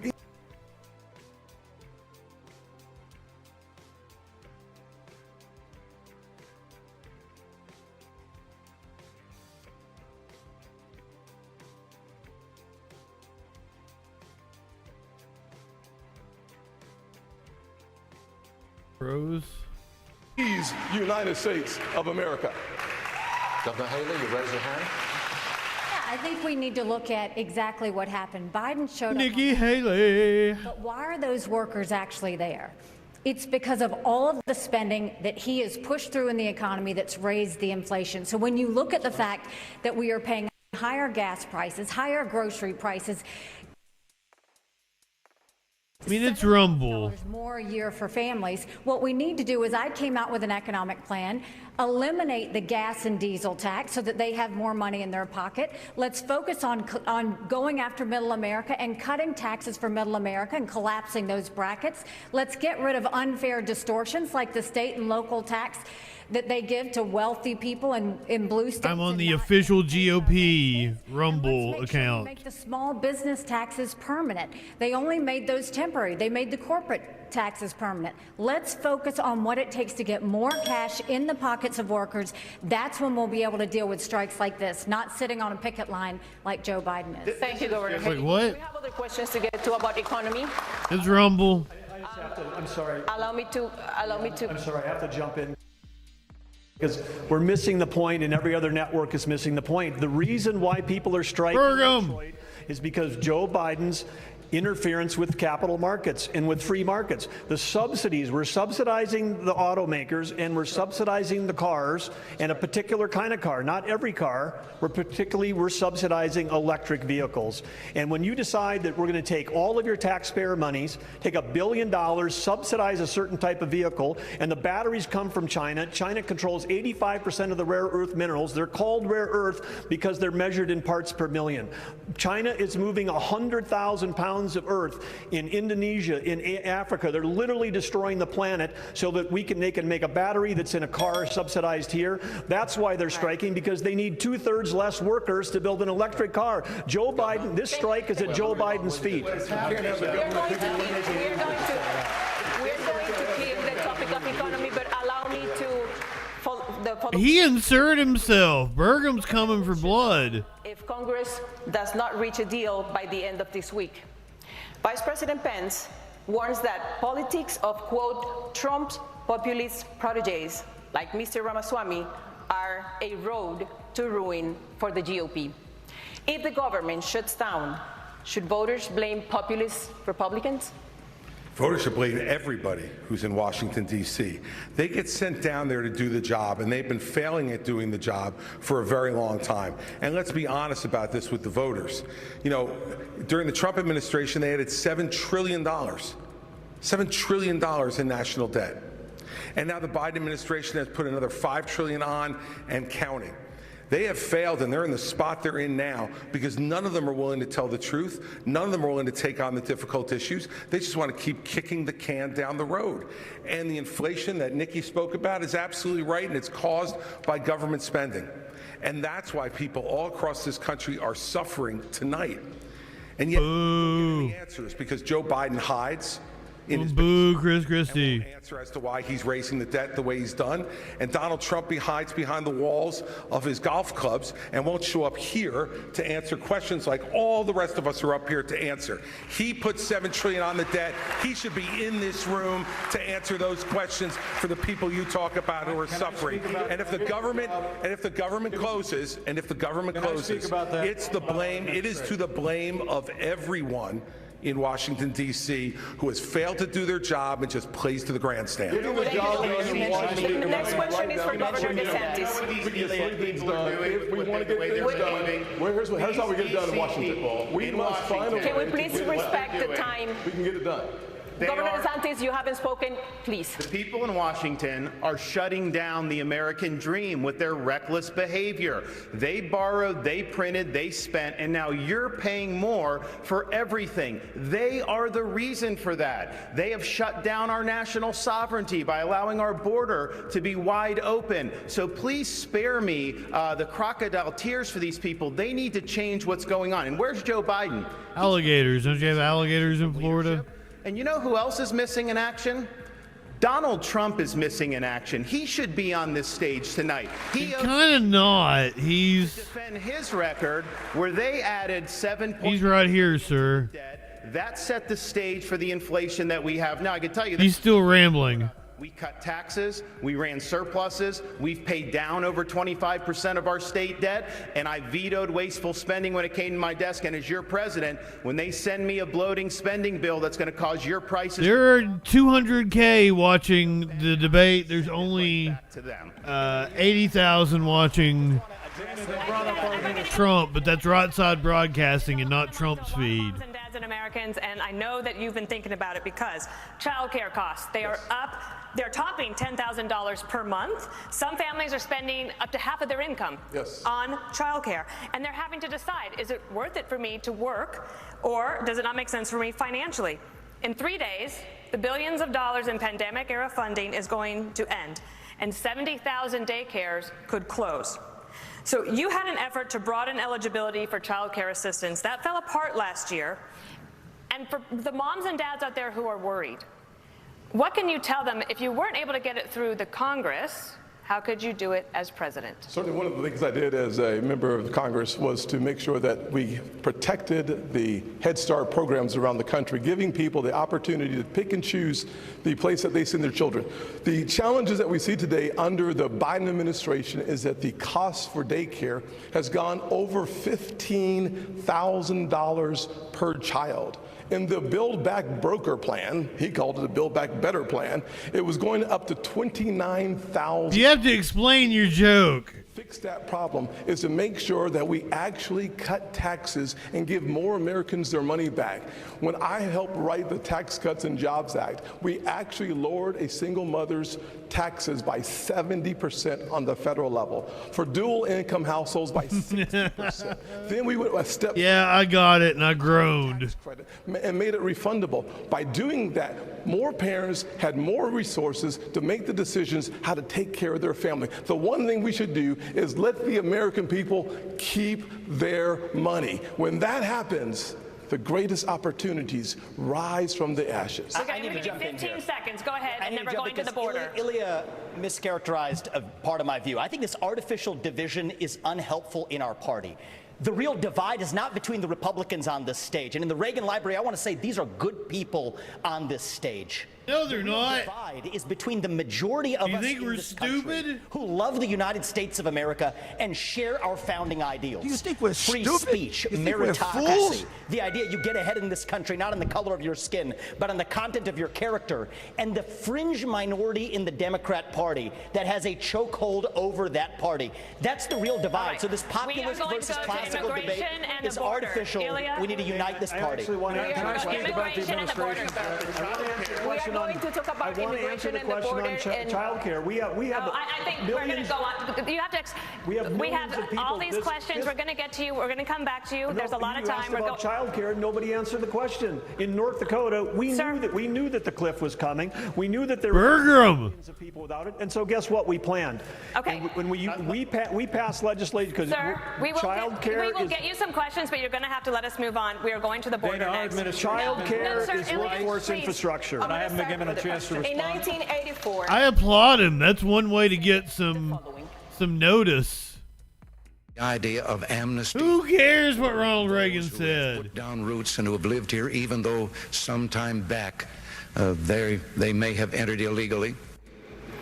2 years later, President Reagan granted amnesty to nearly 3 million immigrants, something no Democrat or Republican president has done since. Governor Christie, as governor of a non-border state in 2010, you supported a path to citizenship. But when you ran for president in 2016, you flipped, saying immigrants should be And he should be playing with urgency. packages. Where do you stand now on a path to citizenship? I applaud his strategy. 7 million I think of it's undocumented smart. immigrants. Well, the problem is that since no one has done anything since we first had this discussion 13 years ago, we're not in a position to be able to do any of that anymore. What we have to do now is first treat this like the law enforcement problem it is. Our laws are being broken every day at the southern border, every day. And Joe Biden and his crew is doing nothing about enforcing that law. They are letting it go. And by the way, they announced during the presidential race they were going to let it go. And we need to have a president who acts like I did as governor, enforce the law. First and foremost. Wait. You were in a whole scandal called Bridgegate. To send the National Guard to partner with Customs and Weren't Border several of your administration officials prosecuted? but also to make sure that we send a much different message. We want you here in this country to fill the 6 million vacant jobs we have, but only if you come here to follow the law and only if you come here legally. If you come here illegally, we will apprehend you and we will send you back across the border from which you came. And the fact is that until we set a law, Trump just wrapping up his speech. not only now but in the future, we won't be able to continue this. And I'll tell you this. Donald Trump failed on this as well. He said he was going to build Jinx across the whole border. He built 52 miles of wall and said Mexico would pay for it. Guess what? I think if Mexico knew that he was only going to build 52 miles, they might have paid for the 52 miles. Thank you, Governor. All right, Governor. Oh. Most illegal immigrants are coming from countries south of the border. You've seen the Fox News drone. It's captured this steady stream of people coming into the country on a daily basis. In fact, I believe we have a live picture of it tonight. That is happening right now, live. In the last thing this country was founded on. So we have to secure the border. The way we do that is, first of all, defund sanctuary cities. You see what's happening in Philadelphia right now. That'll give you blue balls, DJ Dub. We need to make sure we put 25,000 more Border Patrol and ICE agents on the ground and let them do their job. I spent 400 miles down that border, and I'm telling you, Border Patrol agents aren't allowed to do their job. Let's go back to remain in Mexico policy. Instead of catch and release, let's go to catch and deport. What about and the let's aid that what about the aid that federal taxpayers are paying to deal with the root causes? It's not working? The only aid that we should be spending right now is to secure the border, the southern border, the northern border, period. You would cut off we need aid to to the keep region? Americans safe, and right now Americans are not safe. Only when we fix the immigration system, only when we get the border secure, should we ever look at putting any more money into this. Our money should be about keeping Americans safe. We're not doing that. Joe Biden's not doing that. And you mentioned Congress and shutting down government. I'll make it clear. We have to change the budget process. In 4 years, in 40 years, Congress has only delivered a budget on time 4 times in 40 years. right. If they don't keep the government open, they should not get paid. No pay, no budget. That's the way we should have Governor it. DeSantis, we have a question for you. Governor DeSantis, China invested $12 billion in Latin America just last year. They signed These questions are all over the place. countries, including Mexico. And China's military ties to the region But DeSantis looks like he just took a shit in his pants. exercises. Are you comfortable with China deepening ties with our southern neighbors? Of course not. And the reason why we're in this mess is because elites in D.C. for far too long have chosen surrender over strength when it comes to the CCP. Some people in our country got rich, our industrial base got hollowed out, and they have been able to build the second most powerful military in the entire world. We need a totally new approach to China. We are going to have real hard power in the Indo-Pacific, like Reagan, to deter their ambitions. We're going to have economic independence from China, where we're decoupling our economy, and we are going to go after the cultural power they have in this country. As governor of Florida, I banned the CCP from buying land in our state. We should do that all across these United States. We shouldn't have them in our universities. We shouldn't have Confucius institutes. So you see a country in decline. Our What power is in Confucius decline. do? China's going to surpass us this decade, and if they do that, that's going to affect every single American household. As your president, I am not going to let that happen. I'm going to reverse this country's decline. We are going to choose strength, not surrender when it comes to the CCP. America is not a country in decline. Under Joe Biden, we are a country in retreat. Proposed, quote, universal deportation for all undocumented immigrants and their children, even if the children are citizens of the United States. Under what legal premise will you expel U.S. citizens? So the first thing I want to say is I agree with everything. The Republicans on the stage are on the right side of this issue. Militarize the southern border, stop funding sanctuary cities, and end foreign aid to Mexico and Central America to end the incentives to come across. But I do go a step further. You're right about that, Ilya. I favor ending birthright citizenship for the kids of illegal immigrants in this country. Now, the left will howl about the Constitution and the 14th Amendment. The difference between me and them is I've actually read the 14th Amendment. What it says is that all persons born or naturalized in the United States and subject to the laws and jurisdiction thereof are citizens. So nobody believes that the kid of a Mexican diplomat in this country enjoys birthright citizenship. Not a judge or legal scholar in this country will disagree with me on that. Well, if the kid of a Mexican diplomat doesn't enjoy birthright citizenship, then neither does the kid of an illegal migrant who broke the law to come here. And as the father of two sons, it is hard for me to look them in the eye and say, you have to follow the law when our own government fails to follow its own laws. That's how we really go the distance and solve this problem and restore the rule of law in the United States of America, because that is part of what it even means to be an American. Senator Scott, you oppose ending birthright citizenship. What?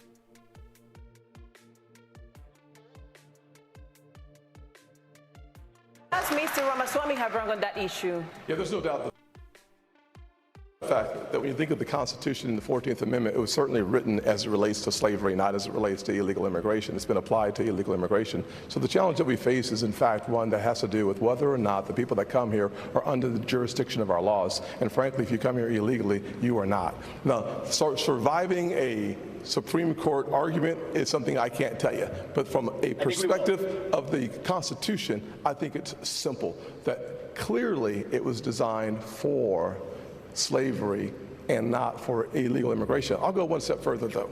When we have a conversation about the things that are happening on this stage, we think about the fact that Vivek just said we were all good people, and I appreciate that, because last debate he said we were all bought and paid for. And I thought about that for a little while and said, you know, I can't imagine how you can say that. As if he isn't. Just in business with the Chinese Communist Party and the same people that funded Hunter Biden millions of dollars was a partner of yours as well. It's not nonsense. So look, here's what I want to respond. These are good people who are tainted by a broken system, and it's not the fault of anybody who's involved. Some of us are tainted. Excuse me. Thank you for speaking while I'm interrupting. While I'm speaking. You said bought and paid for. Speaking while he's interrupting. You can't be on both sides. Gentlemen, you'll have your turn. One of the challenges we should have. Can we please focus on the issues that matter? We know we did debate. business in China. Everybody knows that. If I may address. In China. That's what we need to be. I actually agree with Ron When everybody's DeSantis. speaking at the same time, no one can understand Exactly. your message. So if I may, I agree with Ron DeSantis on China. When every other CEO expanded into the Chinese market, you know what I did with my first company? We opened a subsidiary in China. But you know what I did that was different than every other company? We got the hell out of there. And when I started my next company, Strive, right when God, I wish Trump was up there with him. my next company, Strive, to compete against BlackRock, excuse me, to compete against BlackRock, I made a commitment that we would never do business in China. And I will say something. I think you have more than time to explain your point. Well, if I was interrupted by a lot of people here, and I want to be respectful because I believe these you are weren't good respectful people, last debate. but I do not believe in these. We're sitting here in the Reagan Library. Yes, I wish you in did the not think it honor was of midnight Ronald in Reagan's America. library. If I may, from one admirer of Ronald Reagan to another. From one admirer of Reagan to another, we cannot sit and violate Reagan's 11th commandment. I want to hear about that. Let's have a policy debate. What's going on? Let us have a policy debate. Let's talk about their records. Let's have a policy debate. And the right answer is we need to declare independence from China. Thank you very much. I love that Burgum's just over there smiling. 2017, the Trump-Pence administration canceled DACA, which put the legal status of 600,000 dreamers in the hands.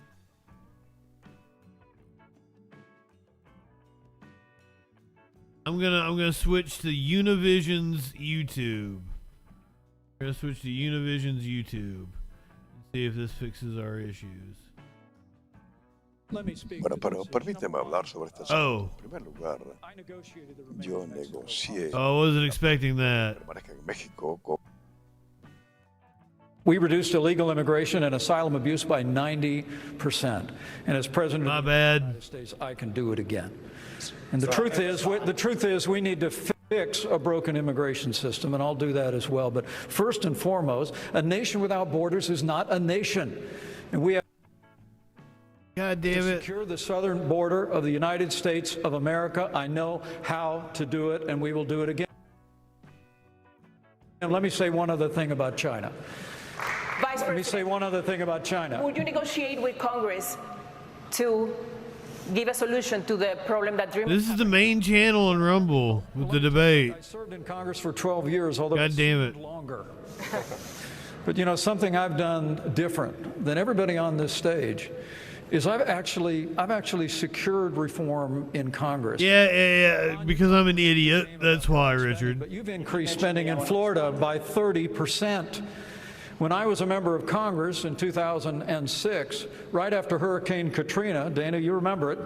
I thought maybe there'd be captions. I led House conservatives. We cut $100 billion out of the federal budget.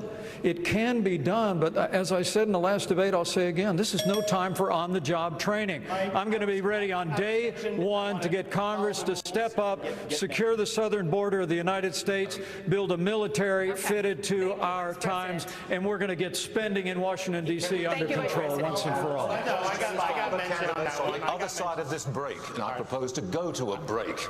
How will these candidates make America safer as rising crime plagues our cities? Debate night continues in moments.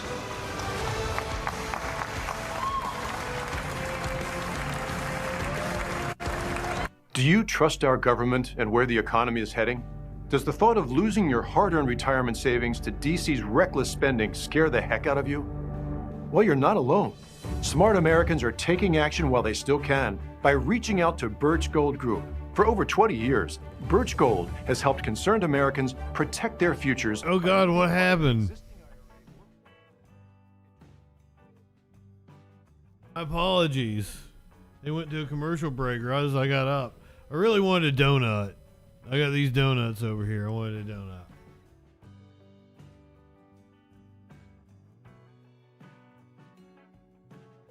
My apologies for that. Blame the donut.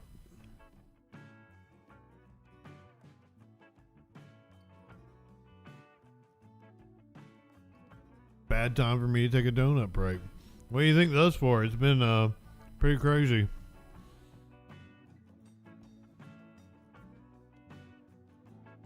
walk over and see this old guy talking. I'm like, who's this old guy on my stream?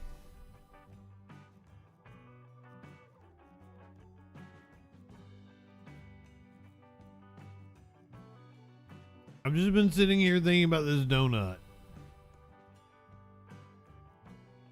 that has been like the only thing going through my mind for at least the last 15 minutes.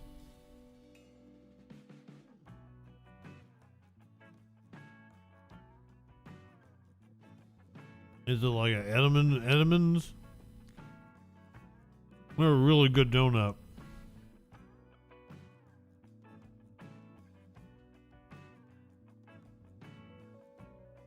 Playing video games with my buddy last night. I was like, I don't have any kind of like sweets. I have to order groceries today. Get some sweets. I got some donuts and I got some ice cream.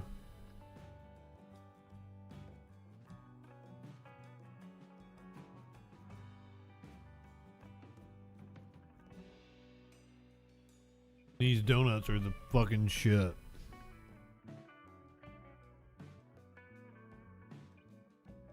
I wish I could like feed you donuts.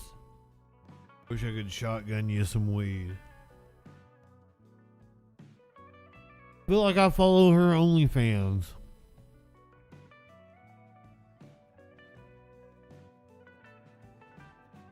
Piece of my donut went on the floor.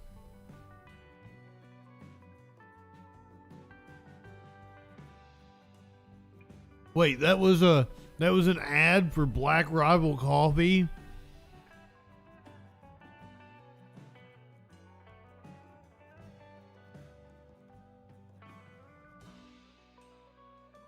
I'm sorry, Ray. I'm a big fan of donuts.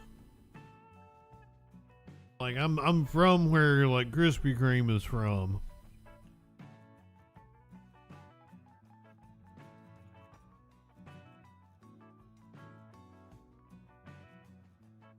I'm glad I had these donuts.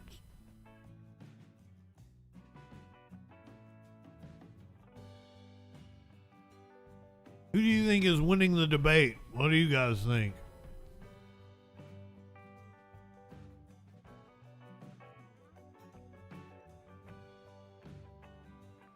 I like a glazed donut. I like a powdered donut. I like all donuts. Like I'm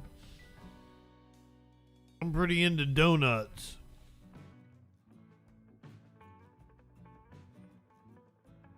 I'm liking this Burgum cat. I'm liking that he's asserting himself. Vivek is also trying to assert himself. Here we go again.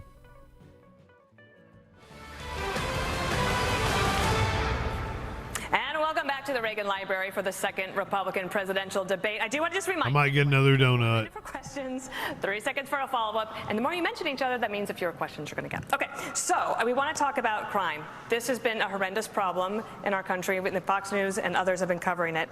Governor Christie, crime in major cities is striking fear into the hearts of Americans. Just last night, looters took over the streets of Philadelphia.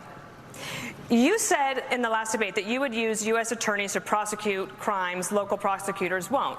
But they are stretched as well, and they could not handle all of the lawlessness, the shoplifting, all the carjackings, the armed robberies. They're all surging. Progressive prosecutors were elected by their constituents, and they can't be fired by a president.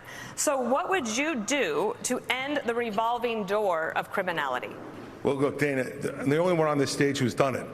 For 7 years, I ran the 5th largest office in this country at the U.S. Attorney's Office in New Jersey. And weed after donut. For the number of prosecutions that we brought that still have not been broken. And the reason was that we went after the crime that was affecting people's lives. And as president, I will appoint an attorney general and instruct that attorney general that you are to put all the resources that are necessary to bring our cities back under control. The fact is, they will be stretched. There's no doubt about that, but that's what they take the job for, because they love the idea of enforcing the law. Are cities out of control? And not just in our cities, but we need law and order back everywhere. We need law and order back in our suburbs. People are threatened there. We need it in our rural areas. People feel threatened there. And we need it in Washington, D.C. also. And Donald Trump should be here to answer for that, but he's not. And I want to look at that camera. I feel like that's historically been about, like, you know, black people are getting out of control. And you're not here tonight, not because of polls and not because of your indictments. Dog whistle. Because you're afraid of being on the stage and defending your record. You're ducking these things. And let me tell you what's going to happen. You keep doing that, no one up here is going to call you Donald Trump anymore. We're going to call you Donald Duck. All right. I want to ask a couple of prosecutors in your state, but as president, you would not have the ability to do that. How do you think about dealing with the root causes of crime, especially this revolving door of the criminals that just get out and come back and commit another crime? Well, the crime in these cities is one of the strongest signs of the decaying of America. We can't be successful as a country if people aren't even safe to live in places like Los Angeles and San Francisco. Just being in Southern California over the last couple of days, my wife and I have met 3 people who have been mugged on the street, and that would have never happened 10 or 20 years ago. In Florida, we back the blue. We support the men and women. No, it's statistically more likely to happen like 20, 30 years ago. Crime rate. And yes, when I had 2 progressive prosecutors that weren't following the law in Florida, I removed them from their post, and the people of Florida are safer as a result of it. As president, I will use the Justice Department to bring civil rights cases against all of those left-wing Soros-funded prosecutors. We're not going to let them get away with it anymore. We want to reverse. No, that sounds about right. And also, welcome. Good evening. Over rioting and disorder. On a related subject, Governor Haley, there's a that slimy smile. shortage. Retirements are up. Recruitment is in the tank, morale is at a record low. 3 years ago, you signed a pledge to support law enforcement. Now, pledges are a nice idea, but what's your actual plan to get more police on our streets? Well, and I actually did it in South Carolina, too. You know, what we knew in South Carolina was you take care of those who take care of you. We have to start taking care of law enforcement, but it's not just taking care of them with words. It's making sure that you also follow through on what they do. Right now, we have a lot of stolen guns on the street. Well, these law enforcement officers, they arrest these people, and then they go and they're let out the very next day. So law enforcement feels like no one has their back. We have to start prosecuting according to the law. We have to make sure we have the backs of law enforcement, and we have to make sure that we're a country of law and order. But I want to go back to China because I don't think we spent enough time on that. Right now, we have to look at what government's doing to hurt us against China, too. You have a company, U.S. Antibiotics, that produces amoxicillin, the #1 antibiotic that we need. And right now, there is a company in Bristol, Tennessee, that produces that, yet our federal government only gets it from China. We need to be focusing on companies that produce in America and supporting those companies that produce in America, not companies that are helping China. Governor, we will be talking foreign policy later. Delia? Yes, thank you, Stuart. We're going to stay in the topic of crime because it affects all of us. Governor Burgum, for the first time ever, a Univision poll found that mass shootings and gun safety are one of the most important issues for Latino voters. Mental health concerns are not unique to the United States, but gun violence is. What is your specific plan to curb gun violence? Well, first we need to understand is I think that the liberal left seems to be just completely bent on prosecuting law-abiding citizens that are gun owners, because every solution they have to this is take away the Second Amendment rights of Americans, and somehow that's going to solve the problem. But all these cities that we're talking about that you showed the videos of tonight, they have some of the strictest gun laws in the country. So we know that that's not what's working. What we have to do is get back to the core issues about the family. We have to get back to behavioral health. They have some of the strictest gun laws, and they have some of the lowest rates of crime. And like we've done in North Dakota. Comparable to other large cities. Military-friendly state in the nation. We've got the most military and the most support of what we're doing in terms of law enforcement, because the morale is down because we've been defunding the police, because they've been attacked in the press. Where have we been defunding the police? There's all these jobs available in America. Why would you be a policeman if people don't even respect them? Every time I see a policeman, the first thing I say is thank you. And so does everybody else else in my family and I say fuck you. They know we have to respect the people that are out there defending us every single day. Can I answer the question on mass shootings? Mr. Ramaswamy, according to Customs and Border Protection, about 90% of fentanyl is seized Not high enough for this shit. border crossings, and 57% of the smugglers are U.S. citizens. How would you stop fentanyl brought into the country, mostly by U.S. citizens, through ports of entry? There's two sides to this, and we have to be very honest about it. One is we do have to seal that southern border. Building the wall is not enough. They're building cartel-financed tunnels underneath that wall. Semi-trucks can drive through them. We have to use our own military to seal the Swiss cheese of a southern border. But we also have to be honest. There's a demand-side problem in this. I don't want a militarized border. I met family in Iowa. Mexico's cool. We should be able to come and go from there as we please. 17 years old. He bought Percocet on Snapchat, and then he died. Why did he die? Because it was laced with fentanyl. That is closer to bioterrorism, not a drug overdose. That is poisoning. Where can I get this Percocet on Snapchat? But it's also our job to make sure that 17-year-olds don't turn to Percocet via Snapchat. We have to bring back mental health care in this country, not with pump and pharmaceuticals, but with faith-based approaches that restore purpose and meaning in the next generation of Americans. Many of them are getting it through social media. And this isn't a Republican point or a Democrat point, but if you're 16 years old or under, you should not be using an addictive social media product, period. This is something that we can both agree on, and we can revive both the mental health of this country. Hey, my stream is 18 plus.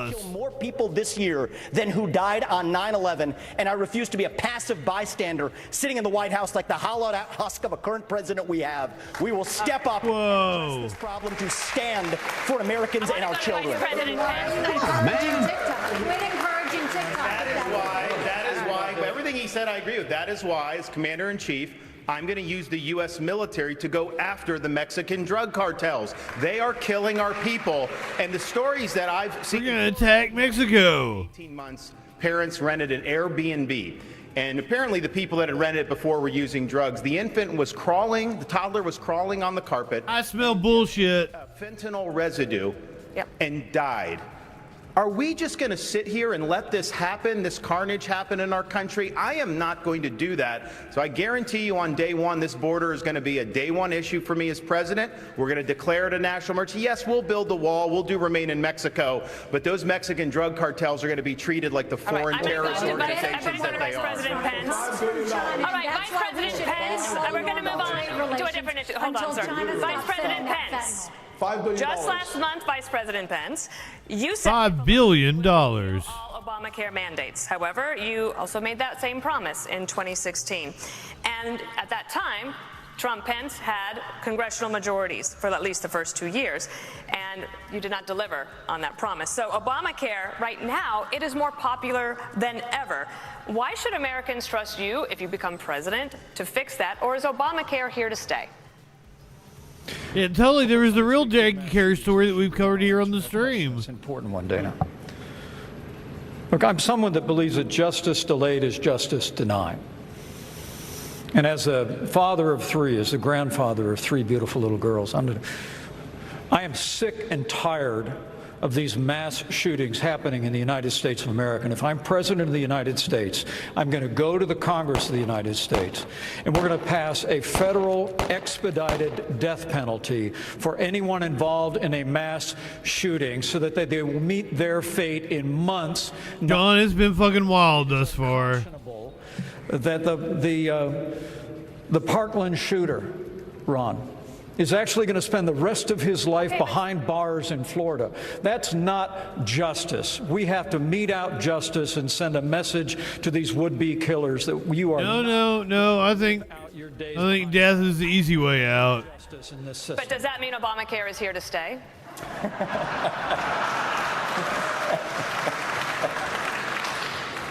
Well, thank you for reiterating the question, because I'd love to answer it. I think it's one of the choices here. You know, my former running mate, Donald Trump, actually has a plan to start to consolidate more power in Washington, D.C., consolidate more power in the executive branch. If I'm president of the United States, it's my intention to make the federal government smaller by returning to the states those resources and programs that are rightfully theirs under the 10th Amendment of the Constitution. That means all Obamacare funding, all housing funding, all HHS funding, all of it goes back to the states. We'll shut down the Federal Department of Education. Will allow states to innovate. We're going to revive federalism in America, and states are going to help bring America back. Stu, go ahead. May I remind everyone to keep within their time frame so that we can get as many questions in as possible. This question for Governor DeSantis. Over 26 million Americans don't have insurance coverage. Governor DeSantis, 2.5 million of them are in your state. That's worse than the national average. Can Americans trust you on this? Well, I think this is a symptom of our overall economic decline.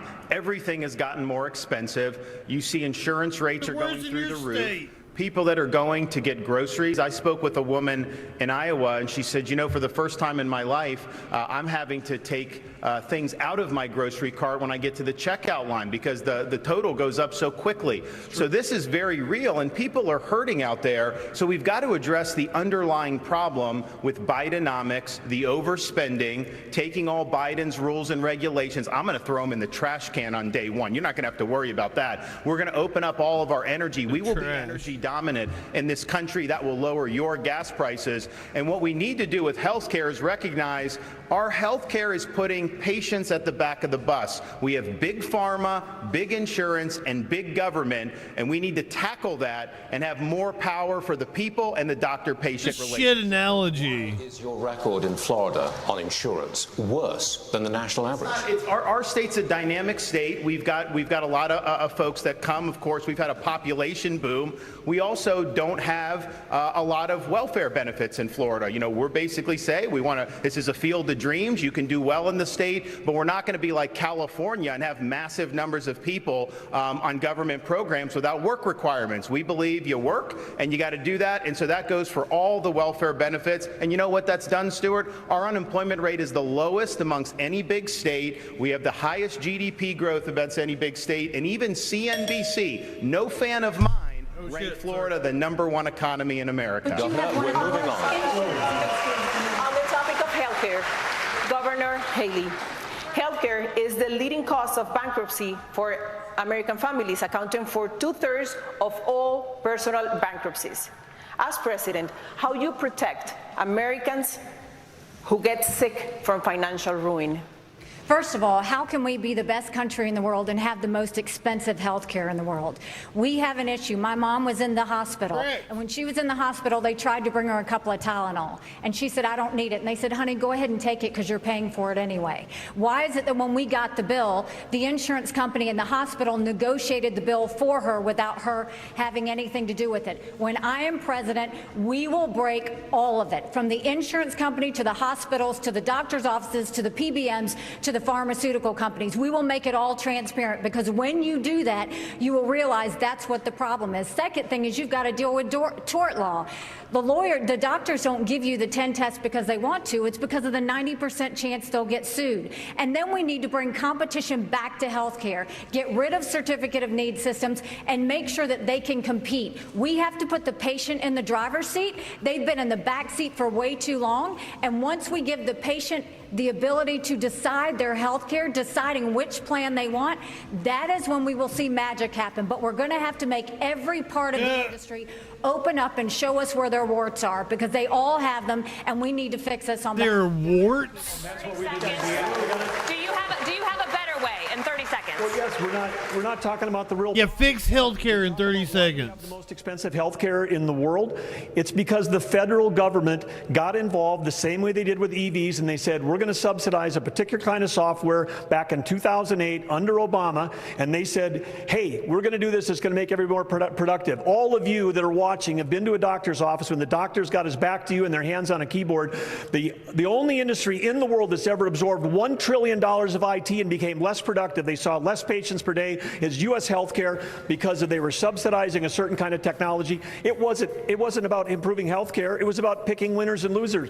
Every time the federal government's involved, whether it's higher education, healthcare, or now the auto industry, things get more expensive and less competitive. That was a great transition because we are going to move on the future of education in America. What's the government's role in finding a way forward? The second Republican debate rolls on from Simi Valley. Rolls on. Oh, God. Oh, God. And are we doing a good enough job teaching our children what America is and what she represents in the long history of the world? What America is mass shootings every day. Do you trust our government and where the economy is heading? Ooh.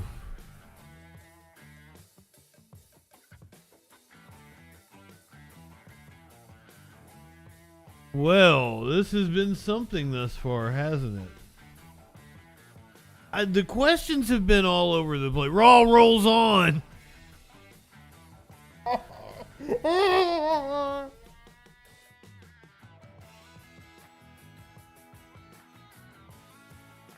Fucking Michael Cole. Anyway, it has been a wild debate thus far.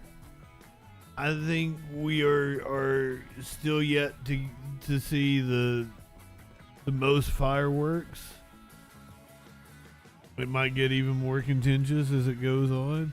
I can't pick a winner in the first hour. What do you guys think? There's nobody that's particularly stood out. I could just be high and I was focused on that donut for a while. Donuts. I ate a couple of donuts. This commercial looks wild. There's a commercial for Rumble too. It was like a jock wanting a Asian kid to do his homework. It was very odd. This whole setup is odd over here. Commit to voting early. That's how we're going to beat the Democrats at their own game. Go to bankyourvote.com. And please take the pledge. Oh God, I'm sorry. To beat Biden.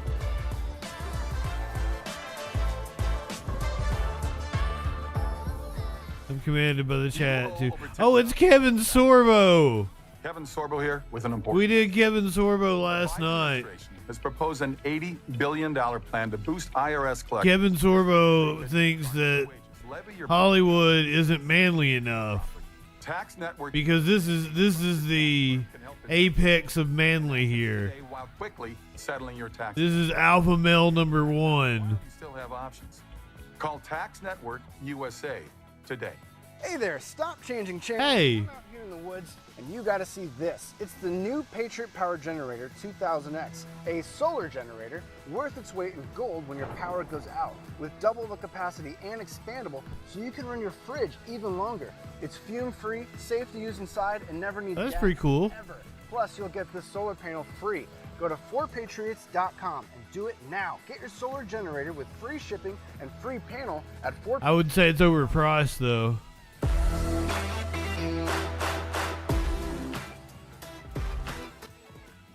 Whoa. Rumble Cloud.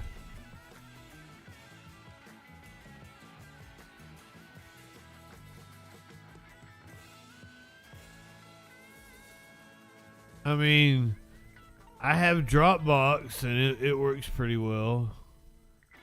So I don't think I want. Oh no, I don't want this guy again. This is a lizard person.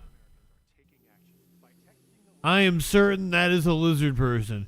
I'm not one to comment on other people's looks. I'm not the prettiest tool on the shelf. What? That's a lizard person if I've ever seen one.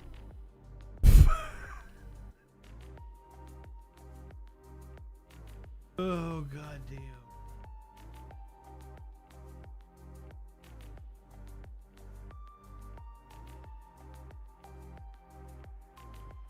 I don't know what to think about this debate thus far. We got another hour of this shit. I'm not high enough for it.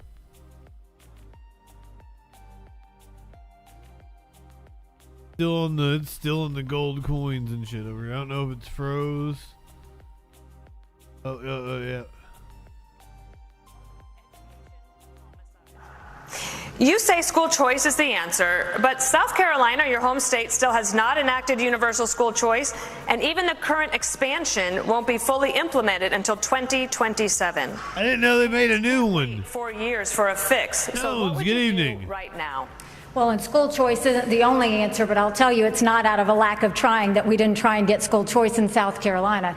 What I'll tell you, first of all, is we have to acknowledge the fact that 67% of our 8th graders are not proficient in reading or math. Over 80% of our 8th graders aren't proficient in history or civics. And recently they came out and said our 12 and 13-year-olds are scoring at the lowest levels they've been scoring in reading and math in decades. So the first thing we've got to do is we've got to make sure we catch our kids back up. We have to make sure they can read. A child that can't read by 3rd grade is 4 times less likely to graduate high school. We need to do reading remediation. We need complete transparency in the classroom.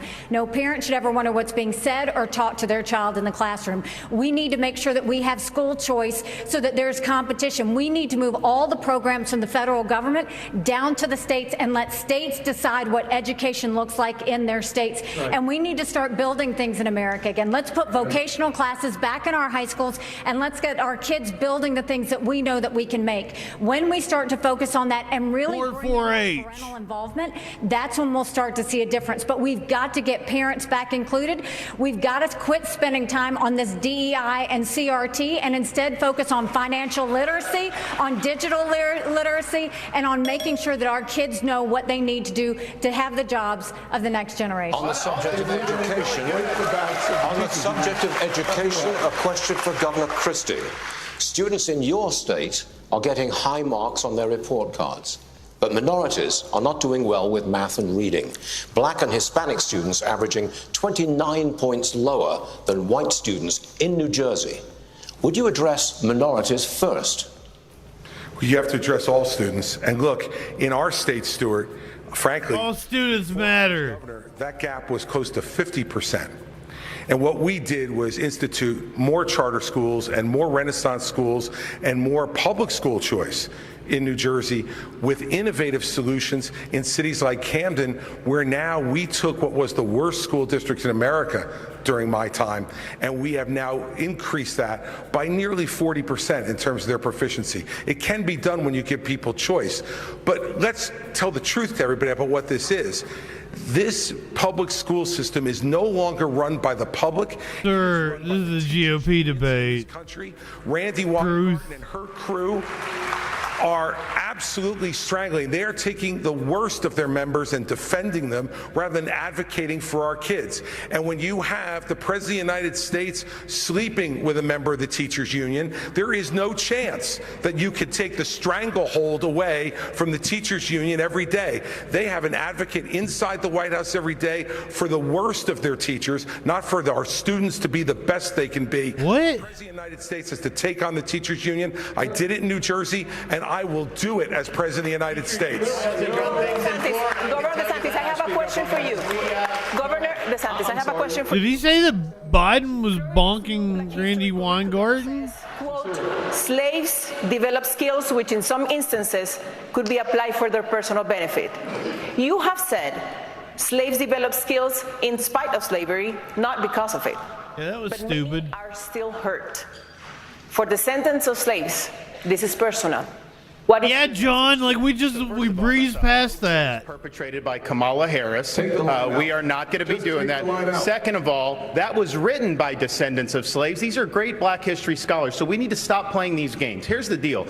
Our country's education system is in decline because it's focused on indoctrination, denying parents' rights. Florida represents the revival of American education. We're ranked #1 in the nation in education by U.S. News and World Report. My wife and I, we have a 6'5" and 3-year-old. This is personal to us. We didn't just talk about universal school choice, we enacted universal school choice. We didn't just talk about Parents' Bill of Rights, we enacted the Parents' Bill of Rights. We eliminated critical race theory, and we now have American civics and the Constitution in our schools in a really big way, just like President Reagan asked for in his farewell address back in 1989. Florida is showing how it's done.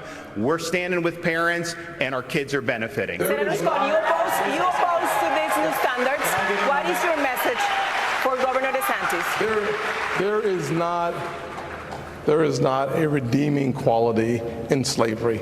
He and Kamala should have just taken the one sentence out.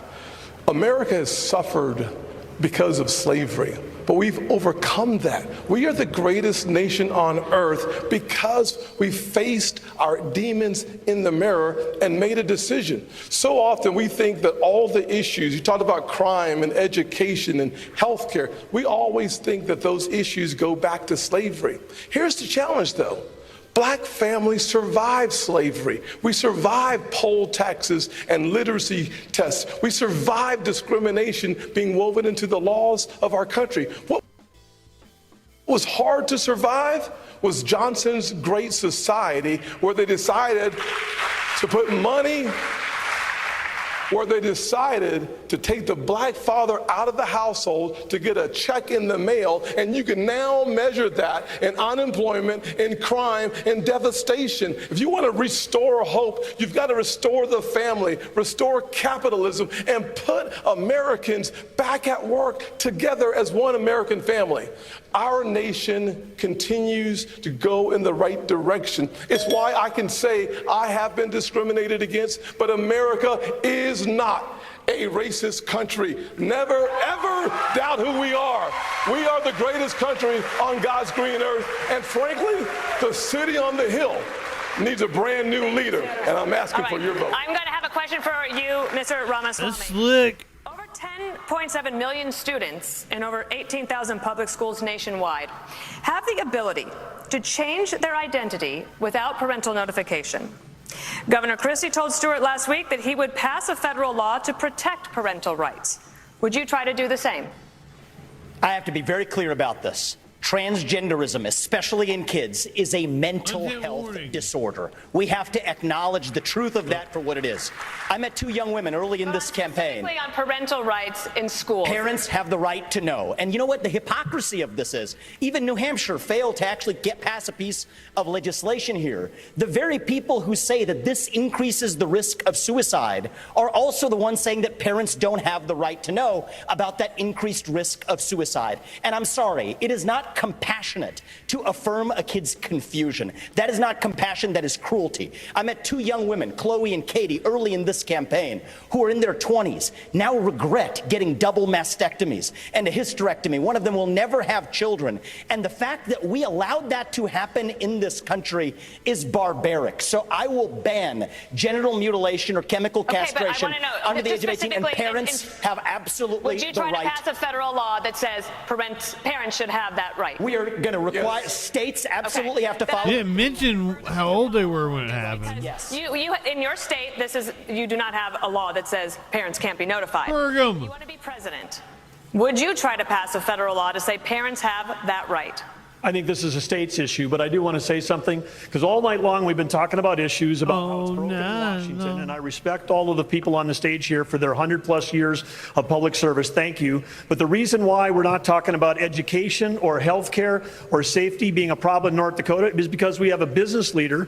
I've got more experience as a business leader than I think this whole group combined. I know I've created more jobs than everybody else on stage, thousands of high-paying jobs that have real meaning. So as a business leader, you come in and you treat the taxpayer like a customer. So in North Dakota, instead of fighting with the teachers, we actually created a K-12 coordinating council. Everybody gets in the room and the customer is the student. But you do understand that this is an issue that many people in America really are concerned about, worried about parents and notification in schools. Yes, and that's why we have 50 platforms of innovation. That's why we have states. There are certain things the federal government is supposed to do. It's not the Department of Education. That needs to be assembled. We got to move it back to states. Do what we did in North Dakota. Instead of like, oh, here's a choice school and here's an old school, the old way with the teachers union, the kids are trapped. We made every school in North Dakota an innovation school. Every school got out from under the red tape. Innovation school. Teach the values that we're trying to get, like 4-H, like FFA, like Boy Scouts.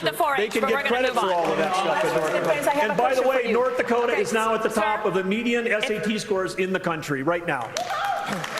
Vice President Pence, the Department of Homeland Security at the top of the median SAT. What does that mean? Intensifying. According to a recent study, members of that community are 9 times more likely at the top of the middle. Violent hate crimes.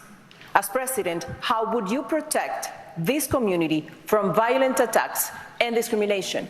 Well, as President of the United States, I'll stand up for the safety and the civil liberties of every American from every background. And I want the American people to know that. But I want to answer the question as well, Dana, that you just asked Doug Burgum. Because by way of full disclosure, Chris, you mentioned the president's situation. My wife isn't a member of the teachers union, but I got to admit I've been sleeping with a teacher for 38 years. And so full disclosure. Look, education is a state and local. Edgy. The state of Indiana had one of the very first school choice programs in the country. And when I was governor of the state of Indiana, we doubled it. That's the closest he'll ever get to sexual anarchy. You live in sexual anarchy. When the Linn-Mar Community Schools in Iowa had a policy where you had to have a permission slip from your parents to get a Tylenol, but you could get a gender transition plan without notifying your parents. I weighed in with a foundation. That's not bad policy. That's crazy. We're going to stand up for the rights of parents, and we're going to pass a federal ban on transgender chemical or surgical surgery anywhere in the country. We've got to protect our kids from this radical gender ideology agenda, and we've got to empower parents at the state level with the ability to choose where their kids go to school, whether it's public, private, parochial, or homeschool. You empower parents, and our schools will straighten up and reflect our values and focus. Most parents are dumbasses. Possibly imagining. Just saying. Most people are dumbasses. China is investing. If you talk over everybody, we lose time.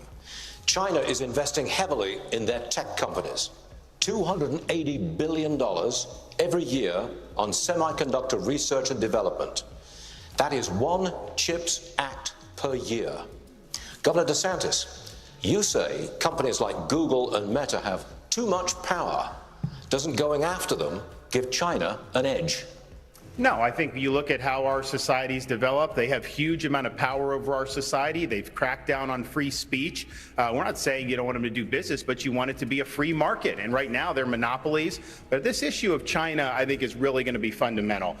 We have subcontracted out so much of our national needs to the CCP. We rely on them for a whole host of issues. We need to reshore and we need to decouple all those important industries. We need to get that back in the United States. They are our top geopolitical adversary by a country mile. Xi Jinping's got huge ambitions, not only in the Asia Pacific, but as you mentioned earlier, in our region. Xi Jinping?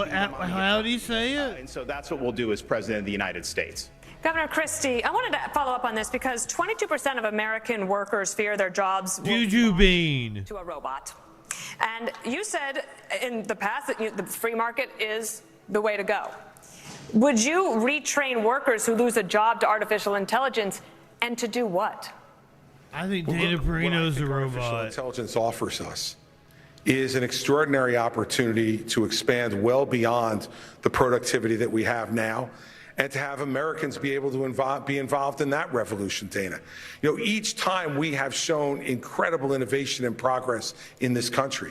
What we've done with it is to expand all kinds of new, even unthought of opportunities for folks. Yes, we have to do retraining for folks who lose some of their jobs, and we should be doing that. And we should have more training. The whole thing has been disjointed. And the local level for people to be able to access it. So yes, I would be in favor of that. But this is a much bigger issue than that. We can't be afraid of innovation.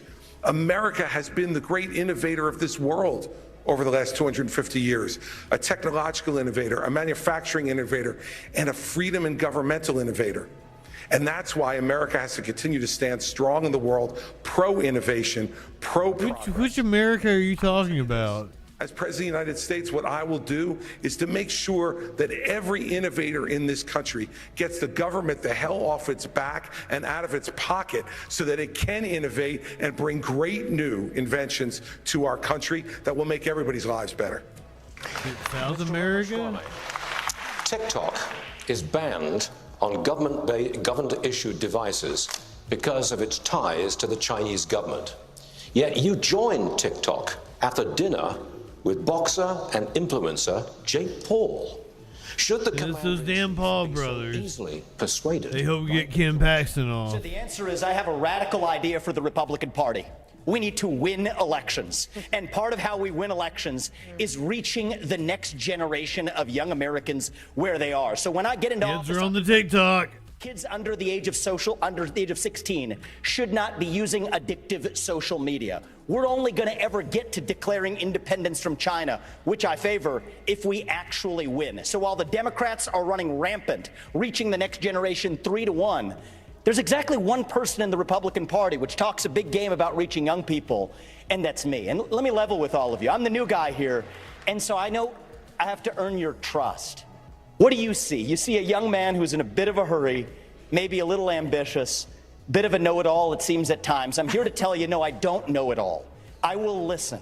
I will have the best people, the best and brightest in this country, whatever age they are. Oh, we've heard this before. We will be probably many of the people on this stage included. That's how I built only the best people. Challenged. I want people who disagree with me. That's what makes America great, because we're not a perfect nation.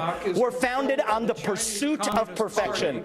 That is what makes America great. And that is why we will end it once we win this election. I have to jump. In TikTok? Sorry, Swami was speaking. Oh, his account. This is infuriating because TikTok is one of the most dangerous social media apps that we could have. And what you've got, I honestly, every time I hear you, I feel a little JustinFREAKIN on TikTok. because I can't believe you've got a TikTok situation. What they're A doing. TikTok situation. Million people are on TikTok. That means they can get your contacts, they can get your financial information, they can get your emails, they can get text messages, they can get all of these things. What about our emails? Vivek, what about our emails? You've gone and you've helped China make medicines in China, not America. You're now wanting kids to go and get on the social media that's dangerous for all of us. You went and you were in business with the Chinese that gave Hunter Biden $5 million. We can't trust you. We can't trust you. We can't have TikTok and I think we need to ban it. Mr. Ramaswamy, you have 15 seconds. I think, excuse me. You have 15 seconds, Mr. Ramaswamy. Thank you. I think we would be better served as a Republican Party if we're not sitting here hurling personal insults and actually have a legitimate debate about policy following Reagan's 11th Commandment in his honor. And the answer is that is what actually makes our country strong. And I believe in these people. These are good people on the stage. They disagree, but let's have a legitimate disagreement. That's what I would say. Stuart, can we get back to the question? The no, question we is cannot. on technology. Governor DeSantis, There's I'm one going person straight on this stage Sir, that has a career we in will have to technology. cut your mic, and I don't want to do that. I don't. So, Governor DeSantis, let me go to you. Experts say President Putin has ordered assassinations across Europe, cheated on arms control treaties with the U.S., and seeks to work with China to force our decline. President Reagan believed that if you want to prevent a war, you better be prepared to fight one. Did Reagan write these questions? Odds over aid to Ukraine. The price tag so far is $76 billion. They dig his bones up. But is it in our best interest to degrade Russia's military for less than They used a Ouija board, didn't they? annually on defense, especially when there are no U.S. Contact the soul of Ronald Reagan from hell. We're not going to have a blank check. We will not have U.S. troops, and we're going to make the Europeans do what they need to do. But they've sent money to pay bureaucrats' pensions and salaries and funding small businesses halfway around the world. Meanwhile, our own country is being invaded. We don't even have control of our own territory. We have got to defend the American people before we even worry about all these other things. And I watch these guys in Washington, D.C., and they don't care. about the American people. They don't care about the fentanyl deaths. They don't care about the communities being overrun because of this border. They don't care about the Mexican drug cartels. So as Commander-in-Chief, I will defend this country's sovereignty. But it's not a territorial dispute. They're all desperate, aren't they? And 90% of the resources that we send over to Ukraine is guaranteed. It's a loan. It is not 90% of the money that we send over there is loan. Well, we can talk about this, but at the end of the day, 90% of the money that we send over there is actually in the form of a loan. It's not actually not be paid by Ukraine. It's paid by the NATO, our NATO allies. So I think it's number a good one. Number topic. two, I think it's a really good topic too. But I will say, let's debate the fact that our national vital interest is in degrading the Russian military. By degrading the Russian military, we actually keep our homeland safer, we keep our troops at home, and we all understand Article 5 of NATO. We have to level with the American people. I thought you said something about waiting until your turn to talk. So hold on. So at the end of the day, I'm going to finish I'll be happy to debate this. Go ahead and I'll respond. I'll look forward to this one right now. So at the end of the day, when you think about the fact that if you want to keep American troops at home, an attack on NATO territory would bring us and our troops in. By degrading the Russian military, we reduce, if not eliminate, an attack on NATO territory. Finish that exchange. We have to level with the American people. We have to level with the American people on this issue. The reality is just because Putin is Putin's an evil dictator does not mean that Ukraine is good. This is a country that has banned 11 opposition parties. A win that has for Russia is a that win is not for true. China. We're driving a win Russia. For Russia is a win for China. Excuse me, Nick. You'll have but a chance. I forgot you like China. That's why you'll have your chance in just a moment. The hurling personal insults isn't helping. China is the real enemy, and we're driving Russia further into China's arms. We need a reasonable peace plan to end this, especially this is a country whose president just last week was hailing if you let Nazi Putin have Ukraine, that's a green light to China to take Taiwan. We need a peace comes through strength. We need a reasonable plan to peace. Governor Christie. The Communist Party of China is the real enemy. Governor Christie. Governor Christie. President Biden's first 2 years have brought China, Russia, and Iran closer together.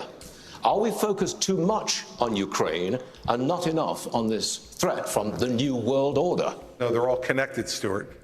They're all connected. NWO, too sweet. For the Russian war in Ukraine, the Follow Iranians are FREAKIN on supplying more TikTok. sophisticated weapons, and so are the North Koreans now as well, with the encouragement of the Chinese. The naivete on this stage from some of these folks is extraordinary. Extraordinary. Look, people want to go and talk to Putin. Guess what? So did George W. Bush. So did Barack Obama. So did Donald Trump. And so did Joe Biden when he said a small invasion wouldn't be so bad. Every one of them has been wrong. And the fact of the matter is, we need to say right now that the Chinese-Russian alliance is something we have to fight against, and we are not going to solve it by going over and cuddling up to Vladimir Putin. Look, Donald Trump... He is not cuddly. Putin was brilliant and a great leader. This is the person who is murdering... He might be the least cuddly person on the planet. He's now going to Ukraine to murder innocent civilians and kidnap... Would anyone cuddle with Vladimir Putin in the chat? It's going to stop. If we give him any of Ukraine, next will be Poland. This is a guy who said, wait one sec, this is a guy in 1991 who said that was the darkest moment in world history when the Soviet Union fell. Listen, everybody, he wants to put the old band back together, and only America can stop it. Right. And when I'm president, we will. Governor Burgum, I want to get to Governor Burgum. He hasn't had a chance. I have a question I think you're going to really like. Burgum. At least you have experience in it.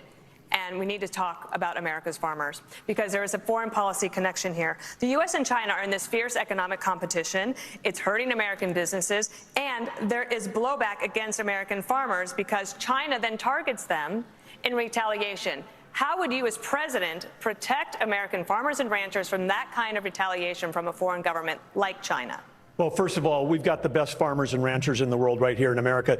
If they have a level playing field, they can outcompete anyone in the world. But this is part of the larger issue that we're talking about here, which is we're in a Cold War with China. The Biden administration won't admit that. But we're also in an economic war through what we're doing with agriculture and energy. And we're also in a war with them relative to cyber war. We get attacked every day in North Dakota, every state, every school district, our tribes, all being attacked every day. You don't have to be lonely.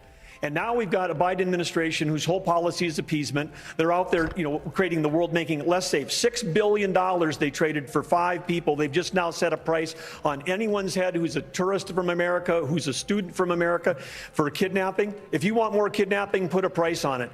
And then they're also helping Iran get to have more closer to nuclear weapon, which pushes all of the Middle East closer to China and Russia. Did he just offer his services for kidnapping? To Russia, and then we're going to give Taiwan to China and think that's a foreign policy? That will make our nation less successful, make us more poor. And at the core of all that is energy policy, because China imports 10 million barrels of oil a day. They're the largest importer in the world, and we've had 4 cabinet members from the Biden administration there this summer, and none of them talked about U.S. energy. The first one to go to each of those countries was Kerry to talk about the folly of the climate policy, which is making the world less stable. It's empowering dictators. It's not about climate change that we need worried about. It's about the Biden climate policies that are actually the existential threat to America's future. Thank you. Can I speak about Governor Haley, Mexico's president called who supports military into the country, quote, scoundrels. Mexico is the United States' most important trade partner and border security. You say you will send special operations to attack the cartels in Mexico. So, this means boots on the ground, drone strikes? It means special operations. It's how we deal with our terrorists. And what you need to do is understand that Mexico's not being a good partner if we lost 75,000 Americans last year. Mexico's not being a good partner if they're letting the cartels get away with what they're getting away with. What we will do is we will make sure that we send in our special operations and we will take out the cartels. I think the cartel that you're wanting is the Sacklers. That's doing it, but we're going to go after China. Several others, but the Sacklers in particular. In the first place. And we will end all normal trade relations until China stops sending fentanyl. And then we'll do the special operations and we'll get it from both sides. This is where President Trump went wrong. He focused on trade with China. He didn't focus on the fact that they were buying up our farmland. He didn't focus on the fact that they were killing Americans. He didn't focus on the fact that they were stealing $600 billion in intellectual property. He didn't focus on the fact that they put a spy base off our shores in Cuba. They didn't focus enough on the fact that all of our law enforcement drones in America are Chinese, and we've got all these little surveillance cells. We need to start focusing on what keeps Americans safe. That hasn't happened in a long time. As your president, I will make sure every American is safe, and we'll do whatever it takes to make that happen. All right. I want to get to Senator Scott. I don't feel safe. You're all auditioning for the job as President of the United States. You want to earn these votes. But the world's problems land in the Oval Office. During the presidential debates in the year 2000, neither Al Gore nor George W. Bush was asked about al-Qaeda. Yet, just 1 year later, al-Qaeda's attack on September 11th claimed nearly 3,000 lives. And the farther we get from September 11th, the closer we are to September 10th. Senator Scott, you have no executive branch experience. What has prepared you to protect the nation from a major man-made national security crisis? Well, one of the things I've had the good fortune of doing is serving on committees in the United States Senate, like the Senate Armed Services Committee. I'm on the Senate Foreign Relations Committee, also on the Finance Committee and the Banking Committee. Talk about addressing the issue of fentanyl. I've written the legislation. Or are you on the Titty Committee? Banking Committee and the Senate that would freeze the assets and sanction the accounts of the Mexican cartels. There are weapons that we have within the arsenal that I was able to get past 23-0 in the polarizing Senate as it is. I've also understood without question. I've got a Maynard. Yeah, what does that even mean, indeed? There was information and intelligence. Got a Maynard right here. That suggested. I'll try to grab him, but he's elusive. The right intelligence partners. I'm petting his head at the moment. Making sure that we prevent the next 9/11 from ever happening. Having that experience for the last 10 years is really important in getting the job done. 30 seconds to you, Mr. Pence. Well, I think you asked a question about executive experience. I think it's vitally important. And I stand before you today as a candidate for president because I think this country's in a lot of trouble. And you hear the fire on the stage tonight. You hear the fire in all of our voices. And it's because Joe Biden has weakened this country at home and abroad. This is a time for those of us that have the experience, the tested experience, and a commitment to the conservative agenda that Ronald Reagan brought forward in this party of a strong national defense, standing with our allies, standing up to our enemies, supporting limited government and traditional values, need to step forward. Understood. Because, frankly, our party does face a time for choosing, as I said at the top of this debate, whether we're going to stand on the foundation of that conservative agenda. He ran away, but he came back. Or whether we're going to follow the siren song of populism unmoored to conservative principles. I'm the most experienced, most qualified, and most consistent conservative in this field, and I'm ready to lead America at home and abroad on day one. Time for choosing to go to a break. Ilya. We need to go to a commercial break. Reagan built a coalition that lasted decades. Oh, perfect timing. Do the same. We'll take that up when the debate continues. I can show off a Maynard. Oh God, oh God. It's a Maynard. They hate everybody. Here, buddy.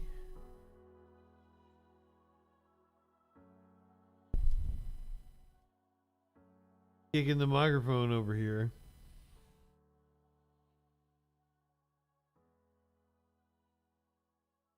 He's a chonker. He's small. Like, he's a small cat. But he's very fat.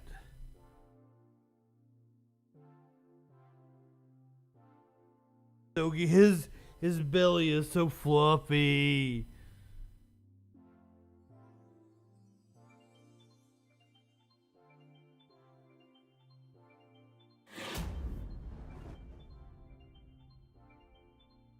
Such a weird cat. Such a weird cat. Yells at me as I'm like taking a piss. I'll just be sitting on the bathtub. Meow, meow, meow. Ox.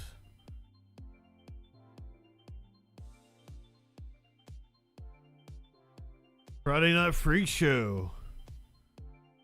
Back in a couple of weeks.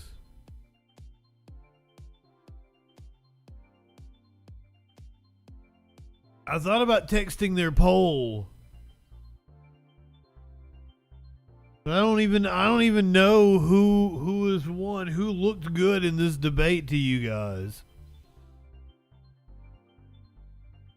Has it been Ramaswamy? Has he stood out, or has Chris Christie and Nikki Haley's tag team on him been successful? Yeah, I think everybody seems a little desperate, don't they? Speaking of desperate, here's Kevin Sorbo. I'm trying to think about it from like a Republican perspective and what they would like. Burgum has been very assertive. I've got cat hair all over my face. Yeah, they all sounded like they were whining.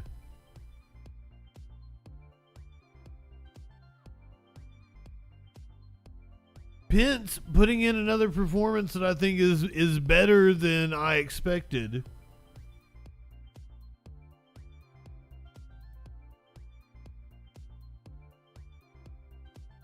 Tim Scott might be the winner of this debate. That might be the standout. I think I'll go Tim Scott.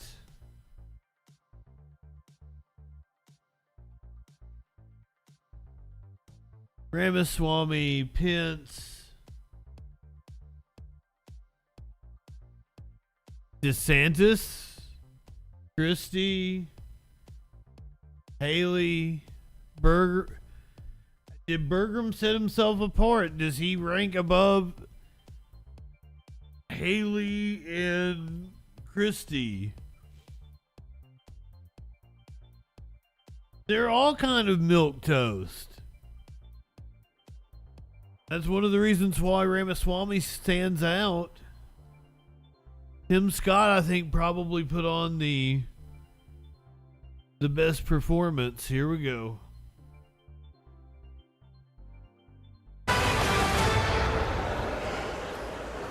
Welcome back to the Republican primary debate here at the Reagan Library. We've got a lot more issues to cover and a lot more questions to go. So let's dive right back in. We're here in California. Hey, we got another 30 minutes here. $6 a gallon. Oil is close to $100 a barrel again. You say, drill, baby, drill. But the courts won't let you. Mr. Ramaswamy, how would you bring down prices without immediate drilling? Well, look, I think that we do have to run through the courts and get through that administrative state to make sure we're using the natural resources. Run through the courts. But here's the other thing that we can do that's easy. It would take forever, Mr. Ramaswamy. And it addresses the national debt as well as brings down prices. Put people back to work. We are using taxpayer money to pay people more to stay at home than to go to work. What are you talking about? It contributes to our supply chain crisis. It contributes to inflation. That's the easiest way to unlock. Where is this stay-at-home money at? To put the Federal Reserve back in its place. This is an agency that has gone rogue. So in January 2026, when I have the opportunity as our next commander-in-chief, we will have a new chairman of the Federal Reserve who places priority on dollar stability, and then most importantly, send packing 75% of the administrative state, reduce the federal employee headcount by 75%, rescind 50% of unconstitutional federal regulations. What do you think about it clinically? Both large and small. I've offered a very clear. I've not seen any of the reviews on it. That's how we unleash the economy. That's how we revive the integrity of a three-branch constitutional republic. It and the base game are on sale right now on the PlayStation Store. Your response, please. I think one of the signature accomplishments of our there is no COVID money. Just a few short years. We achieved energy independence. We became a net exporter of energy for the first time in 75 years. But on day one, I can explain that, but it takes too long. No surprise, because when Joe Biden for me to do it during a debate, to end fossil fuels, and they've been working overtime to do that ever since. If I'm president of the United States, we're going to open up federal lands. We're going to unleash American energy. We're going to have an all-of-the-above energy strategy. And I have a plan that actually would not only reclaim energy independence, but in 2006, America lost our position as the leading energy producer on Earth. I believe in the next 10 years, with the right policies and an experienced leadership in the White House, we can reclaim our role as the leading energy producer on Earth, and that'll grow the American economy for generations to come. Governor Haley, reaction to that, please. Yeah, we're talking about the Cyberpunk game. I actually had it pre-ordered. But when they pushed it back the last time, I'm like, nope, I'm going to cancel my pre-order. Energy security is national security. I'll pick it up eventually. We need a president that understands we have to partner with our producers and make sure that we have their backs. What you don't need is a president who is against energy independence. Ron DeSantis is against fracking. He's against drilling. He's been against. You did it. He always talks about what happens on day one. You better watch out, because what happens on day two is when you're in trouble. Day two in Florida, you banned fracking. DeSantis like it wasn't me. You did it on federal lands, and you took green subsidies that you didn't have to take. Governor DeSantis got me in the shower. Wasn't me. I just did a plan out in West Texas for American energy dominance. We're going to choose Midland over Moscow. We're going to choose the Marcellus over the Mullahs, and we're going to choose Bakken over Beijing, and we are going to lower your gas prices. We are going to get that job done because it's important for our national security. It's important for jobs. Did you say Babka over Beijing? Down inflation. Governor DeSantis. I'm always down for a good Babka.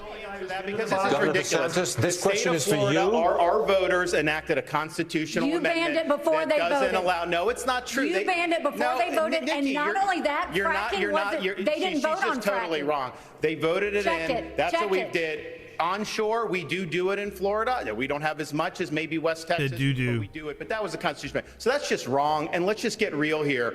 My plan will get the job done. We are going to be energy dominant, and that's what's going to happen. And the voters didn't even vote on fracking, and you banned We are fracking. moving on with this question for Governor DeSantis. Governor, excuse me, we cannot talk over each other. We must respect each other's time. My apologies for that. I'm ready, Stuart. Governor DeSantis, this is your question.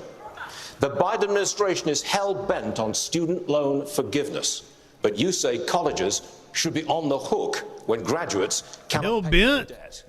How does that address the cost of college? The cost of college itself? Because the colleges are going to have to make a decision. Do we expand the gender studies department, knowing some of those graduates may not have great learning opportunities? No, they're going to focus on the things that really matter. They're going to make different choices. They're going to try to graduate people in 4 years. I also just want to come back to something Dana asked last segment about 9/11, because I was just Gender studies department with the families my wife and I were invited. It's very touching to be there, and it affected my life because I ended up joining the military as a result of that. I had been a blue-collar kid, minimum wage in Dunedin, Florida. I ended up getting through Yale and Harvard Law School and somehow came out more conservative than when I went in, and that is not easy to do. Had a lot of opportunities to make money, but I wanted to serve, and I'll never forget coming back on the plane from Iraq, landing in Coronado, California, North Island, and feeling that breeze off the Pacific Ocean and say, you know what? I am lucky to have been born an American, and I think being able to serve, and I'll be the first president elected since 1988 who's actually served overseas in a war. I think that's going to help me as commander-in-chief to know how you see these issues and understand that there are real lives at stake for people that wear the uniform. And we know that Governor Haley's husband is serving right now as well, and we thank him for that. Senator Scott, the national debt has nearly doubled in your time in office. The approval rate for Congress is at a mere 19%. If this were a business, you'd probably all be fired in Washington, but you're here tonight looking for a promotion. In 2013, Governor Haley hired you for the Senate. I'd like you to tell her why you should be promoted to CEO of the nation instead of her. Certainly. One of the things I'd say is if you look at our national debt of $33 trillion, I would love to have an opportunity to have this country pass a balanced budget amendment. Why'd you tell him to talk to Nikki Haley? Same fashion that it does in every state in our nation, number one. Number two, if you want to actually reduce our national debt, you have to grow our economy. In order to grow our economy, you need to create about 10 million jobs to grow our economy at 5%. You can do that in three specific sectors. Number one, the energy sector. We could create between 3 and 3.5 million jobs if we unleashed all of our energy resources. America is the most... This has been the dumbest debate. If you combine coal, gas, and oil, why not unleash all of our resources? Number two, we've lost 100,000 factories. 100,000 factories in the last 25 years. If we continued on my Made in America plan, we could bring jobs back to America in a similar fashion that we did when I wrote the Tax Cuts and Jobs Act. We actually lowered the corporate tax from 35% to 21%. We should make DeSantis and Christie fight. $7 trillion. We brought the unemployment rates for African Americans, Hispanics, and Asians to the lowest level in the history of the country, and a 70-year low for women. Governor Haley, would you think... Yeah, I think I'm going with Tim Scott as the winner of this. I appreciate Tim. We've known each other a long time, but he's been there 12 years and he hasn't done any of that. He hasn't. They've only given 4 budgets on time in 40 years. He was part of that. He increased the national debt. He voted for the spending. You voted he has for, made sure that the you borders are actually open asked and they for haven't a done gas anything. tax Look at increase everything in that's South happened. Carolina. 12 years. Where have you been? Where I have voted you no been, on all. Tim? I voted on most of those things. We've I have waited voted and nothing has Here, happened. here's what you've 12 done. years. Here's the thing that I just find interesting. Ron, let me finish All this these first. guys have said Here's the things, fact. and I appreciate a lot of the things they're saying. Nikki I'm Haley, the only one up here who's gotten in the big fights and has delivered big victories for the people of Florida, and that's what it's all about. You can always talk, but when it gets hot in there, when they're shooting arrows at you, are you going to be stand up for parents' rights, to keep the state free? Getting hot in here. And in the state of Florida, because of our success, the Democratic Party lies in ruins. We have won the big fights. We have turned our state into... There is really no Democratic Party in Florida. That's truly a thing. While others have talked about it. CEO? We actually have a CEO in the White House, which is what I think... Oh, no. go. If I may just briefly interject here, we need a zero-based budgeting. That's the way businesses are actually run. Start with zero as the baseline for the budget, and then see what's actually necessary. There isn't a blue state or a red state in this union that does it. The federal government doesn't do it. But successful companies, including... If I was on DMT, his face would freak me out. In the White House to I get think that done. Governor Burgum runs a state that way. Yes, go ahead. You didn't ask the only guy that's been in Burgum. energy questions. You don't ask anything. But I'm just going to say right now, when you say nobody else has done it, the energy plans that have all been announced in the last month by these other folks on stage, we're already doing it in North Dakota. The border plans they're already talking about, we've got troops down at the border flying helicopter missions from North Dakota, from San Diego to the Gulf Coast, trying to stop transnational criminal organizations from inflicting the invasion and the mass casualties in our state. And on the energy policy, we're already doing it. And it's not saying when nobody else done the big fights. North Dakota was leading the charge. We won the battle to get the Biden administration ignoring the law. They were the first administration since Truman that wasn't holding the quarterly required lease sales, and we won that in federal court. WOTUS, we won that in federal court. Truman. The Biden administration on 20 fronts. To say that nobody's fighting the big fights, just look at the record of what we're doing right now. Energy, economy, national security, have been talking about it since day one, and now finally good, we're having the conversation about it, but we've got the answer in North Dakota. Governor Burgum, let's talk big government. This question's for you. Big government keeps getting bigger. 1/5 of all new jobs this year have been created by the government. Governor Burgum, you say you want to shrink the size of government, but it has been a century since any president has done that. Why would you be any different? Well, because we've done it in North Dakota. Doing it well. The state budget, general fund, by 27% in the first 4 months I was off. Who did that song? Was that LL Cool LJ? Business leader that was actually there. Inside of every government job, there's 10 or 20% of mind-numbing, soul-sucking work that even the state and federal employees don't want to do, and you can engineer that work out of the job. That would free up right there 20% of 2 million civilian employees. And by the way, we've got 10 million jobs open. They'd have plenty to do, and they could be in generating taxes instead of being paid by taxes. This is totally possible to do. J. Cool. That understands, because having worked in technology for 30 years, everything we had to do was to be better, faster, and cheaper the next day. That's what we can do in government. That's what we're doing in North Dakota. All right. Governor DeSantis, I want to ask you about something that I think is on a lot of Republicans' minds. This election could come down to less than 50,000 votes in 3 states. Yep. Abortion was on the ballot in 6 states in 2022. That's the scary part. Lost all of them. Next year, abortion will likely be on the ballot in Arizona. That is a must-win state. Governor DeSantis, how are you going to win over independent, pro-choice voters in Arizona? Same way we did in Florida. We won the greatest Republican victory in a governor's race in the history of the state, over 1.5 million votes. We were winning places like Miami-Dade County, Palm Beach, that nobody thought was possible because we were leading with purpose and conviction. I reject this idea. Miami-Dade did go red last cycle. For midterm defeat. 2022. Other reasons for that. The former president, he's missing in action tonight. He's had a lot to say about that. He should be here explaining his comments to try to say that pro-life protections are somehow a terrible thing. I want him to look into the eyes and tell people who've been fighting this fight for a long time. My wife and I earlier today were at the gravesite of President and Mrs. Reagan, and I noticed that there was a quote where I wish I was there so I could piss on it. Purpose and worth. We're better off when everybody counts. And I'd piss on his grave just like I want to piss on Dan Crenshaw's eye hole. For their extremism, supporting abortion all the way up until the moment of birth. That is infanticide, and that is wrong. Let me ask you, Governor Christie, do you think that Republicans... Yes, I will. Okay, Governor Christie, do you think that Republicans can do that in Arizona if this referendum is on the ballot there? Yeah, because I did it in New Jersey, Dana. It's... Then why are all these other states losing? Well, because they don't have leaders in those states who are leading the fight the way it should be led. And in fact is, look, I was a governor here of the only blue state that's represented up here. This is where the fight is really tough for Republicans. And those are the states that we're going to have to try to win if we're going to win the White House back. And what we did is 14 times, Dana, in 8 years, I vetoed Planned Parenthood funding. 14 times. Why? No one else gets it that much. The Democrats just kept sending it to me, and I kept saying no. It's stupid. I believe in life, but I also believe in states' rights.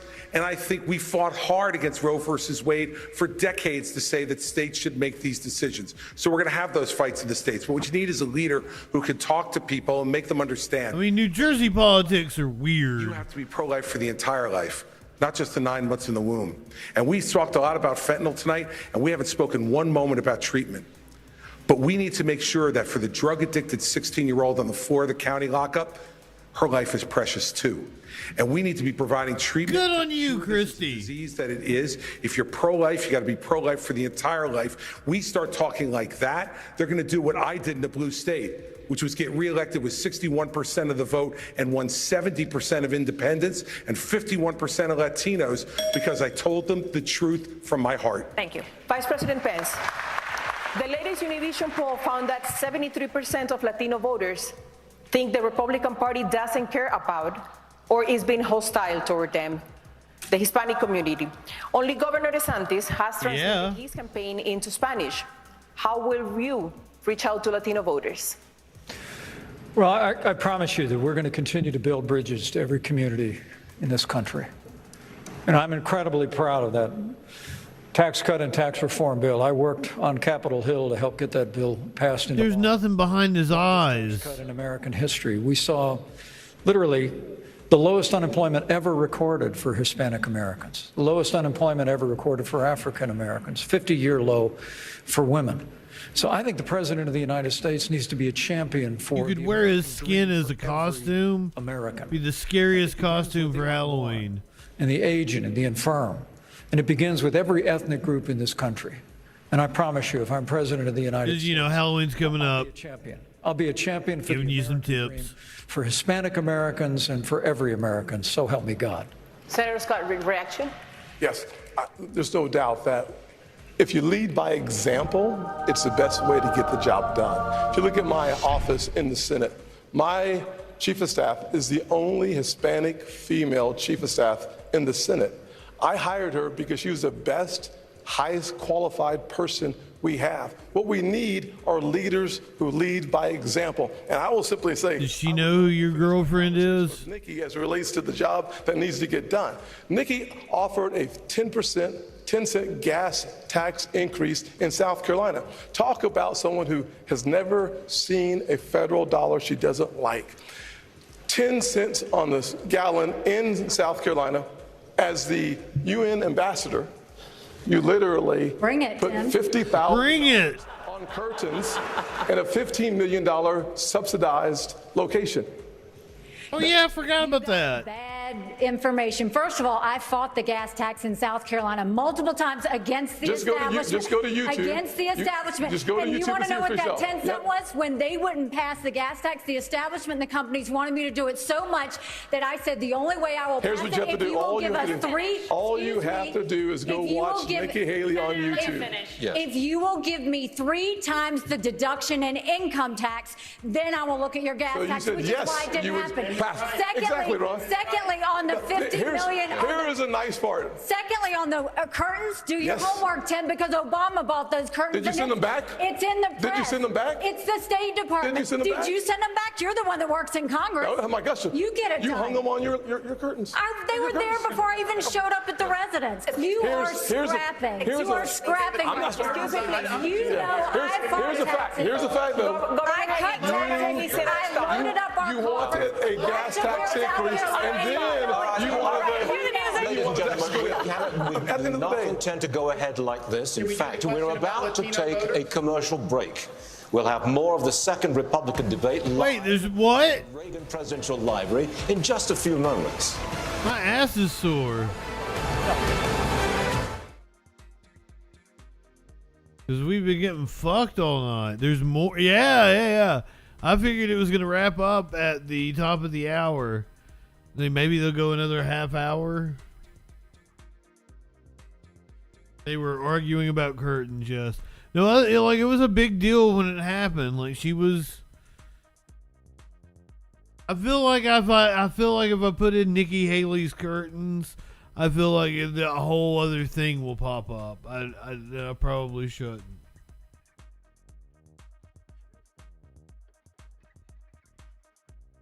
We live in weird times.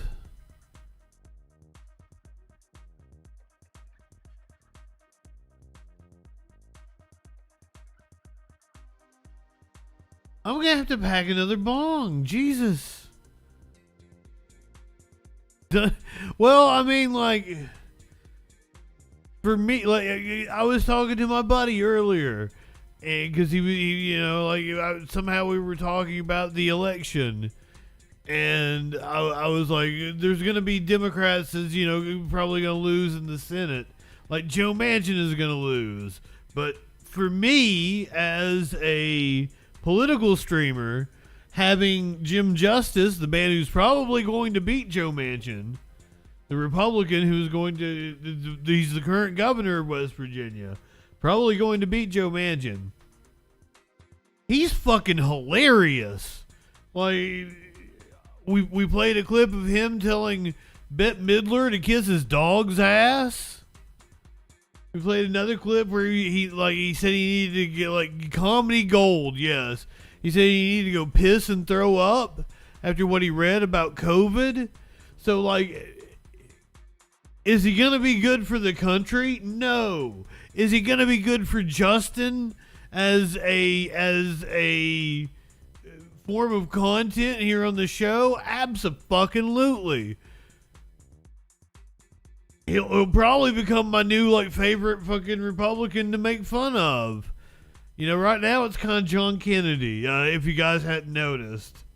I think John Kennedy is my favorite to play and mock, because he just says the dumbest fucking shit.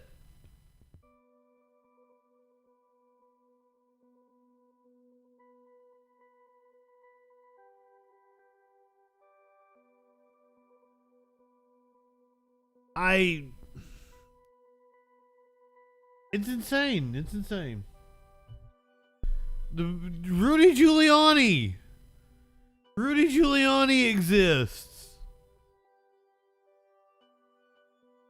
That whole thing where I was reading the deposition that, or the transcript of the text messages, and he's talking about his tits. His assistant's tits that he's accused of sexually harassing.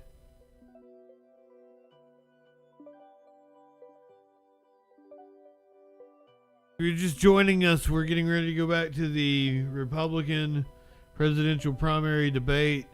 I think we're going to have like another 30 minutes.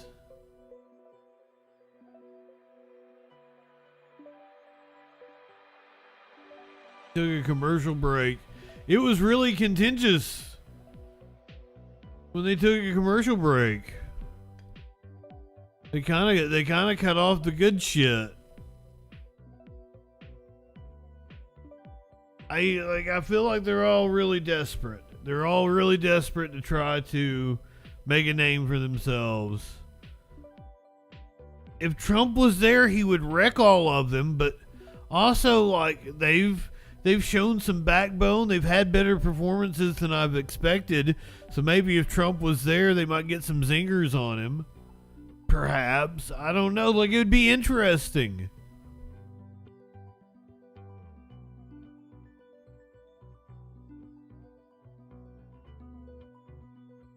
I groaned, Richard. I groaned. All right, here we go again.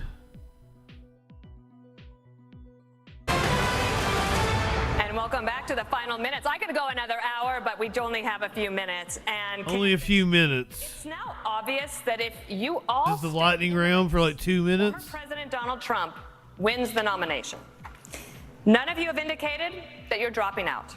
So, which one of you on stage tonight should be voted off the island? Please use your marker to write your choice on the notepad in front of you. 15 seconds. Starting now, of the people on the stage, who should be? Is this for real? I mean, we're here, like, we're happy to debate, but I think that's disrespectful to my fellow competitors. Nobody wants to participate. Let's do some questions. Let's talk about the future of the country. I'll answer. I want to be clear Let me ask you this. God damn. down. Let me ask you something. Then if you won't answer to that question, let me ask you this one. Yeah. What is your mathematical path, Yes. Governor DeSantis, in order to try to beat President Trump, who has a commanding and enduring lead in this race? So polls don't elect presidents. Voters elect presidents. Right. And we're going to take the case of the people in these early states. We're going to do it in a state-by-state direction. And why? Because as Reagan said in his day, this is our time for choosing. We are not getting a mulligan on the 2024 election. Republicans have lost 3 straight elections in a row. We were supposed to have a red wave with inflation at 9%. It crashed and burned. Not in Florida, it didn't. We delivered it in Florida. And so we've got to choose right. We've got to win. And we need somebody that's going to be able to serve 2 terms. So in January of 2023, they'll be able to address the nation saying, we turned the economy around. We I can't believe we just saw that. off the threat from communist China. As your president, I will get that job done. Governor Christie, I believe I did see you write something. Governor Christie, I believe, excuse me. Christie wrote something. I did see you write something on the card. Who No. was it? No, but I'll certainly tell you. Go. Okay. Yeah. Look, I think I've been the only one on this stage who's been clear about this. I vote Donald Trump off the island right now. And the reason I vote him off the island. Oh, good answer. No, because you know what? Every person on this stage has shown the respect for Republican voters to come here, to express their views honestly, candidly, and directly, and to take your questions honestly. I have respect for every man and woman on this stage because they've done it. Vivek, put your hand down for a second, would you? I still got time, dude. So chill out. Here, look. This guy has not only divided our party, he's divided families all over this country. He's divided friends all over this country. I've spoken to people, and I know everyone else has, who have sat at Thanksgiving dinner or at a birthday party and can't have a conversation anymore if they disagree with Donald Trump. Governor He needs to be voted candidates. off the island, and he needs to be taken out of this process. Need to be thrown in the trash. 15 seconds, I appreciate it, Tina. Look, I have a different view on this. I think Trump was an excellent president, but the America First agenda does not belong to one man. It does not belong to Donald Trump. It doesn't belong to me. It belongs to you, the people of this country. And the question is, who's going to unite this country and take the America First agenda? Christie coming on strong at the end. We rallied behind the cry to make America great again. We did not just hunger for a single man. We hungered for the unapologetic pursuit of excellence. So yes, I will respect Donald Trump and his legacy because it's the right thing to do. But we will unite this country to take the America First agenda to the next level, and that will take a different generation to do it. That does it. I repeat. Wow. Does it for the second Republican primary debate live from the Ronald Reagan Presidential Library. Thank you to all the candidates. We've loved having you here tonight, and we will see you out on the campaign trail. Have a great evening. Thank you for joining us, everyone. Good night. Buenas noches. Buenas noches.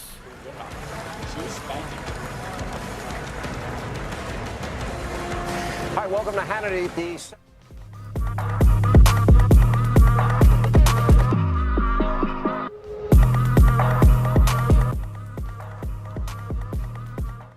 Hold on, can I find Hannity?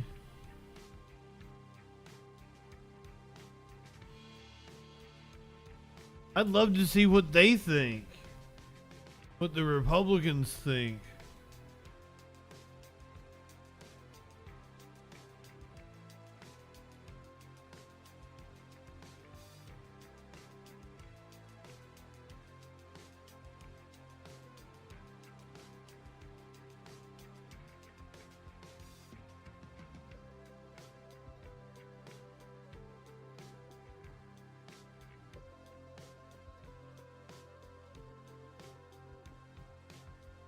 That's a spider pickle. Nix, good evening.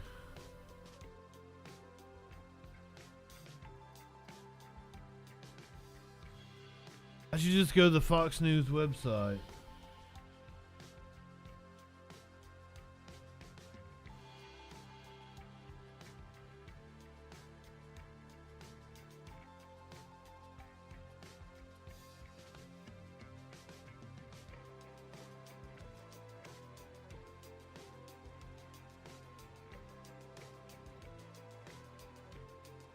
Because Hannity is like, watch live Hannity.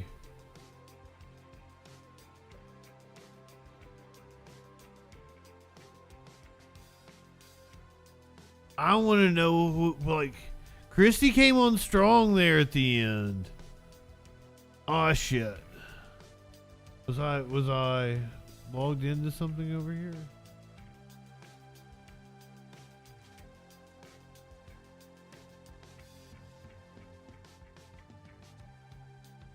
I didn't know I had to have an account to watch the John Hannity.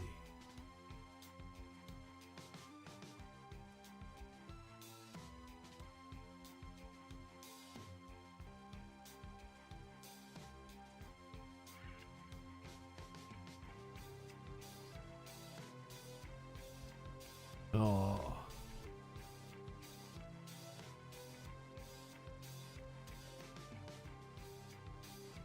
I guess we'll find out tomorrow. Christie came on strong at the end, but I feel like Tim Scott won it.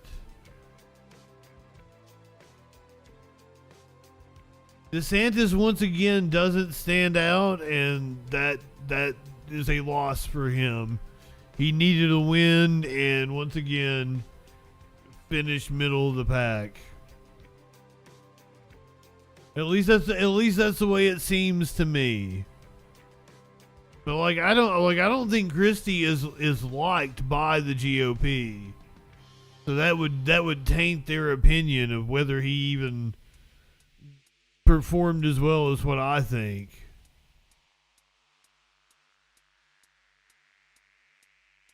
Did Vivek come across as slimy, or did he come across as slick?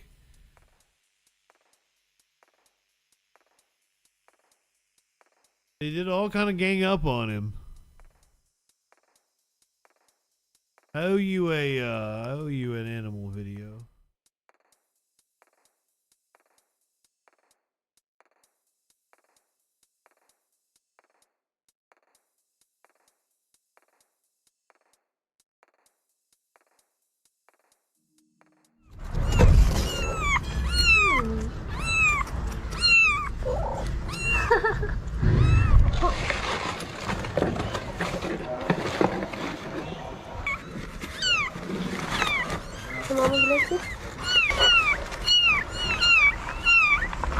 I'm not a good judge of what a Republican would think, though.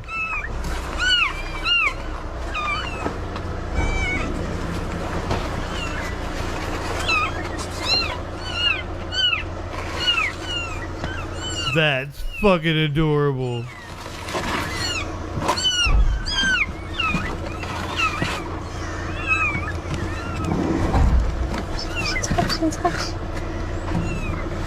She'll go in on her own.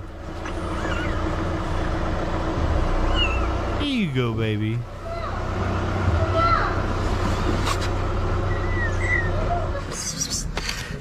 It's possible that Vivek performed well for those the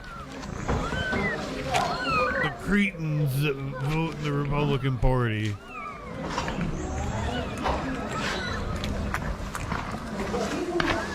Look at that baby.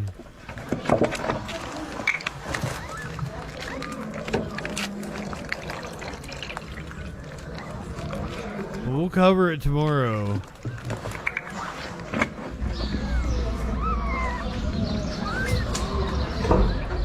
Go ahead, light one up, tip one back.